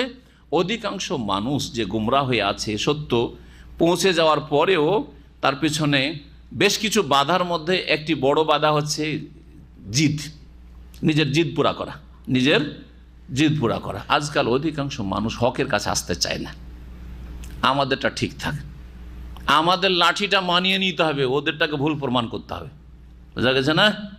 আমাদেরটাকে ঠিক রাখতে হবে, বাকি সব ভুল, যতই দলিল দেখান না কেন। এই জিদ মানুষকে, হঠকারিতা মানুষকে গোমরা করে রেখেছে। আর আরেকটি সত্য গ্রহণে বাধা হচ্ছে অজ্ঞতা। অজ্ঞতার কারণে, আম্বিয়া রসুলগণের দিন না জানার কারণে, আল্লাহর দিন সম্পর্কে জ্ঞান না থাকার কারণে বিভিন্ন ক্ষেত্রে বিভ্রান্ত হয়েছে। আমাদের দল ভারী, কেন আমি ছোট দলে যাব? তোমার মতো বলনেওয়ালা কয়জন আছে? সবাই তো এই পার্টি, আমি যাব কেন তোমার ওতে? হ্যাঁ, সবাই মিলাদ করেছে, তুমি একাই করবে না, তুমি একাই থাকবে? হ্যাঁ, তারপর আমাদের বাপ দাদারা এত জ্ঞানী গুণী ছিল, তুমি বাপ দাদাকে বোকা মনে করো নাকি? তুমি যদি বাপ দাদা তরিকা ছেড়ে দাও, তার মানে বাপ দাদাকে কি বলছো? তুমি মূর্খ বলছো, তো গালমন্দ করা হয়ে যাচ্ছে, অপমান করা হচ্ছে। না, বাপ মাকে আমি কি করব না, দাদা দাদিকে, নানা নানিকে, বংশধরকে অপমান করবো না যারা দুনিয়া থেকে চলে গেছে, ওই তরিকাতে থাকবো। জি হ্যাঁ, এটাই তো করেছিল আবু তালেব। আবু তালেব তো ওইটাই বলেছিল যে বাবা রে, তোর কথা তো খুব ভালো, আর সারা জীবন তো তোর মদদ করলাম, কিন্তু হো আলাম মিল্লাত আব্দুল মোত্তালেব আমার বাপ, আমার বাপের তরিকা আমি ছাড়তে পারবো না। বুঝা গেছে? আল্লাহ রাব্বুল আলামিন বলছেন ওয়ামাখতালাফা ফীহি ইল্লাল্লাযিনা উতু, এই বিষয়ে মতবিরোধ করেছে একমাত্র ওরা যাদেরকে দেওয়া হয়েছিল, আল্লাহ প্রদত্ত বিধান, মিন বাদি মা জাআতহুমুল বায়্যিনাত, তাদের কাছে সুস্পষ্ট দলিল প্রমাণ চলে আসার পরে জিদ বশত বাগিয়াম বাইনাহুম, শত্রুতা বশত, ফাহাদ আল্লাহুল্লাযিন আমানু লিমাখতালাফু ফীহি মিনাল হাক্কি বিইজনি, অতঃপর আল্লাহ সঠিক রাস্তা দেখালেন ওই সব লোকদেরকে যারা ঈমানদার হয়েছিল, লিমাখতালাফু ফীহি, ওই সব বিষয়ে যেই বিষয়ে মতবিরোধ ঘটেছিল, মিনাল হাক্কি, সত্যের ক্ষেত্রে, বিইজনিহি, আল্লাহর অনুগ্রহে বা আল্লাহর ইচ্ছায়, আল্লাহর ইচ্ছায় যাকে চাইলেন হেদায়েতের তৌফিক দিলেন। হেদায়েতের তৌফিকের কথাটি যে আমরা বলি, অনেক সময় অনেকে ভাবে যে আল্লাহ হেদায়েত দিলেন না, তা আমি কি করব।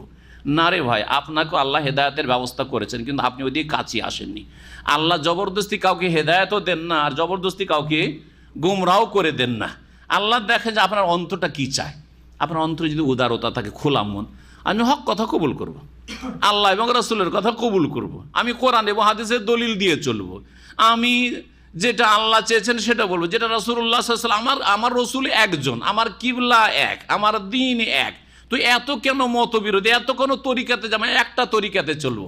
এই কথাগুলি কমন কথা নয়, কমন সেন্সে তো বোঝা যাচ্ছে।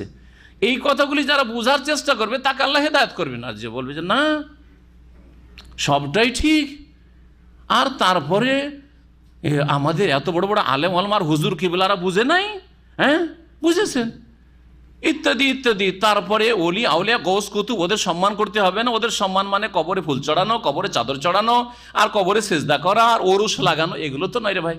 অন্তর থেকে ভালোবাসা মানে এই নয় যে আপনি অতিরঞ্জন আর বাড়াবাড়ি করবেন। আমি আপনাকে ভালোবাসি, এর মানে এই নয় যে বাড়াবাড়ি করব। আপনি বাপ মাকে ভালোবাসেন, মানে এই নয় যে আপনি অতিরঞ্জন বাড়াবাড়ি করে বাপ মাকে সেজদা করবেন। আপনি হারাম বাপ মাকে সেজদা করা। স্ত্রী স্বামীকে খুব ভালোবাসে, সেজন্য স্ত্রী স্বামীকে সেজদা করবে, চলবে? অথবা স্বামীকে রাজি করার জন্য মাসিক অবস্থাতে তার সাথে যৌন মিলন করতে দেবে, চলবে? তাহলে বোঝা যাচ্ছে যে ভালোবাসার একটা সীমানা আছে, ভালোবাসার সীমানা আছে মানুষের ভালোবাসার ক্ষেত্রে। আল্লাহর ভালোবাসায় আল্লাহর ইবাদত করুন, কিন্তু রসুলের ভালোবাসায় রসুলের আনুগত্য করুন, অনুসরণ করুন, রসুলকে সেজদাও করা যাবে না। বাপ মাকে ভালোবাসেন, সুতরাং বাপ মার সব হক আদায় করুন, কিন্তু সেজদা করা যাবে না।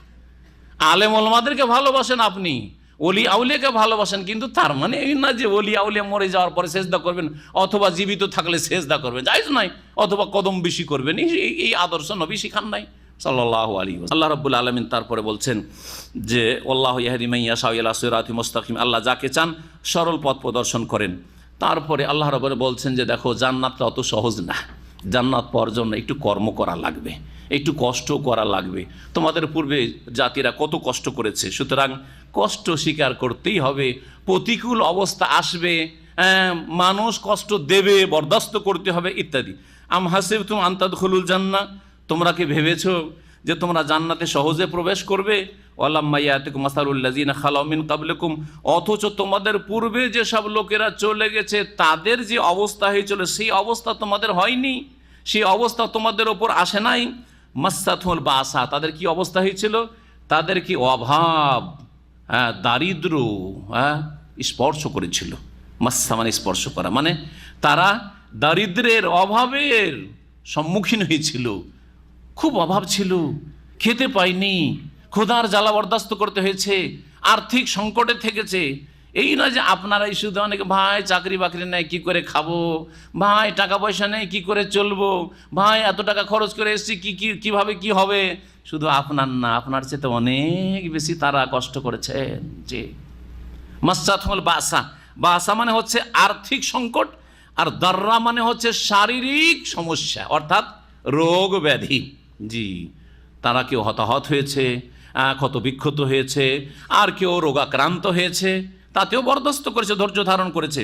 ও জুলজেলু, আর আগের মোমেন মোমেনাত ভীত প্রকম্পিত হয়েছে, এমন ভয় দেখানো হয়েছে যে মনে হচ্ছে যে আর বেঁচে থাকতে দেবে না, উৎখাত করে দেবে, মাতৃভূমি থেকে তাড়িয়ে দেবে বা মেরেই ফেলবে, এইরকম অবস্থা হয়েছে।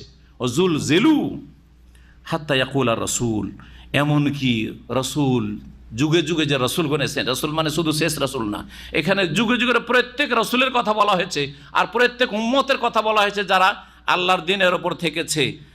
প্রত্যেক যুগের রসুলগণ বলতেন ওয়াল্লাযীনা আমানু মাহু, এবং তার সাথে যারা ঈমানদার হয়তো তারাও বলতেন অসহায় হয়ে, নিরুপায় হয়ে, যে আল্লাহ কি করব, কি করব? পেটে নাই খেতে, শরীরে নাই কাপড়, বাসস্থান নেই, আর্থিক অভাব, আর তার সাথে কাফের জালেমদের জুলুম অত্যাচার, যাব কোথায়, কি করব? এইরকম অবস্থা। আর তারপরে জানে বেঁচে থাকতে দেবে না, মেরে দেবে, এই অবস্থা। জুলজিলু, রসুল এবং মমিনরা বলতো মাতা নাসরুল্লাহ, হাই কখন আল্লাহর সাহায্য আসবে, কখন আল্লাহর সাহায্য যে নেমে আসবে। আল্লাহ বলছেন শুনে রাখো, ইন্না নাসরাল্লাহি করিব, আল্লাহ সাহায্য সন্নিকটে, আল্লাহ সাহায্য সন্নিকটে। কিন্তু ধৈর্য ধারণ করতে হবে। এই সন্নিকটে মানে আগামীকালকেও নয়, হতে পারে 1-2 বছর লাগতে পারে, 6 মাস লাগতে পারে।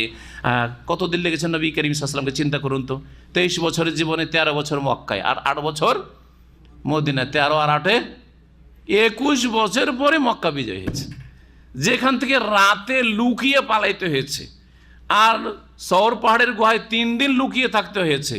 উল্টো দিকে মদিনা একদিকে, উল্টো দিকে সওর পাহাড় হচ্ছে ইয়ামানে দক্ষিণ দিকে, ওই দিকে কি আত্মগোপন করে থাকতে হয়েছে আবু বকর সিদ্দিক রাদিয়াল্লাহু তাআলা সাথে নিয়ে। তিনি বিজয়ী মহাপুরুষ হয়ে প্রবেশ করছেন মক্কায়। তারপরে এত উদারতা যে তোমাদের সাথে কি করতে পারি, এখন আপনি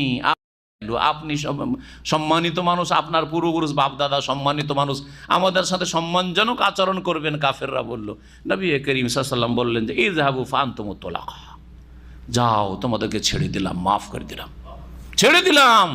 না কাউকে বন্দি করলাম, না কাউকে খুন করলাম, না কোনো প্রতিশোধ নিলাম, না কিছুই না। ইযহাবু ফাআনতুমুত তুলাকা। আল্লাহ রাব্বুল তারপরে বলছেন ইয়াসআলুনাকা মাযা ইউনফিকুন, লোকেরা হে নবী তোমাকে জিজ্ঞেস করছে, মুসলিমরা, মাযা ইউনফিকুন, কি খরচ করবে, কি খরচ করবে, মানে কাইফা, মাজা। আর তাফসিরে মুফাসসিরিনগণ বলেছে, ইবনে কাসিরও বলছেন কাইফা ইউনফিকুন, কেমনভাবে খরচ করবে আর কোথায় খরচ করবে, কিভাবে খরচ করবে। কুল বলো, মা আনফাকতু মিন খাইর, যে কোনো কল্যাণ খরচ করো। খাইর মানে কোরআনে কারিমের অধিকাংশ জায়গায় খাইর বলতে দুনিয়ার সম্পদকে বোঝানো হয়েছে। ধন সম্পদকে কি বলা হয়েছে? খাইর বলা হয়েছে। খাইরের অধিকাংশ ক্ষেত্রে আয়াতে তাফসীর দেখবেন যে দুনিয়ার নিয়ামতকে বোঝানো হয়েছে। মা আনফাকতুম মিন খাইর, যে কোনো ধন সম্পদ তোমরা ব্যয় করবে, সেটা প্রথম শুরু করবে কোত্থেকে? ফালিল ওয়ালিদাইন, মাতা পিতা থেকে। আগে পিতা মাতার উপর খরচ করো, তাদের ভরণ পোষণ এবং তাদের চিকিৎসার খেয়াল রাখো। ওয়াল আকরাবিন, আর তারপরে যারা নিকট আত্মীয়, ছেলে মেয়ে, তারপরে ভাইয়েরা, ভাইদের ছেলে মেয়েরা, আত্মীয় স্বজন, বংশধর। ওয়াল আকরাবিন, নিকট আত্মীয়। নিকট আত্মীয়কে যদি সাদকা করেন, দান করেন, তাহলে দ্বিগুণ নেকি পাবেন। নবী করিম সাল্লাল্লাহু আলাইহি ওয়াসাল্লাম হাদিস রয়েছে, আজরুল কারাবাত ওয়া আজরুস সাদাকা। ওয়াল ইয়াতামা, এবং যারা ওয়ানাত, ইয়াতীম, পিতৃহীন, নাবালক অবস্থায় যেসব ছেলে মেয়েদের বাপ মারা গেছেন। ওয়াল মাসাকিন, এবং দরিদ্রের উপর খরচ করো। অবনিস সাবিল, আর যারা পথিক মুসাফির, আর খালি হাতে সর্বহারা, কিছুই নেই, বাড়ি ফিরে যেতে পারে না, টাকা পয়সা নেই যে বাড়ি যাবে, আর বাড়ি থেকে টাকা পয়সাও নিয়ে আসতে পারছে না, অথবা বাড়ি থেকে টাকা পয়সা পাঠাবে এরকম অবস্থা নেই, যে কোনো যুগে সেটা হতে পারে। তো তাদের ওপর দান খায়রাত করো এবং তাদের ওপর ব্যয় করো। ওমা তাফআলু মিন খাইর, আর শুনে রাখো, যা কিছু কল্যাণের কাজ তোমরা করবে, ফাইন্নাল্লাহা বিহি আলিম, আল্লাহ সে সম্পর্কে সম্যক জ্ঞানী। এখানে আজকের তাফসির শেষ করছি। বাকি তাফসির ইনশাআল্লাহ তাআলা আগামী সপ্তাহগুলোতে পুরা করা যাবে। আল্লাহ রাব্বুল যেন আমাদের নেক আমল কবুল করেন এবং ভালো কথা বলার তৌফিক দান করেন, ভালো কথা মোতাবেক চলার তৌফিক দান করেন, শিরক বিদআত থেকে, সমস্ত রকমের গুমরাহি থেকে, আর ইসলাম দ্রোহিতা থেকে, ইসলাম বিরোধিতা থেকে এবং ইসলাম থেকে দূরে সরে যাওয়া থেকে আল্লাহ যেন বাঁচিয়ে রাখেন। আল্লাহ রাব্বুল আমাদের নেক আমল কবুল করেন। আল্লাহ রাব্বুল এই তাফসিরে যেন বরকত দান করেন এবং যা কিছু বললাম তাতে যদি ভুল ভ্রান্তি হয় আল্লাহ রাব্বুল যেন ক্ষমা করে দেন। সুবহান রাব্বিকা রাব্বিল ইজ্জাতি আম্মা ইয়াসিফুন ওয়া সালামুল মুরসালিন ওয়ালহামদুলিল্লাহ।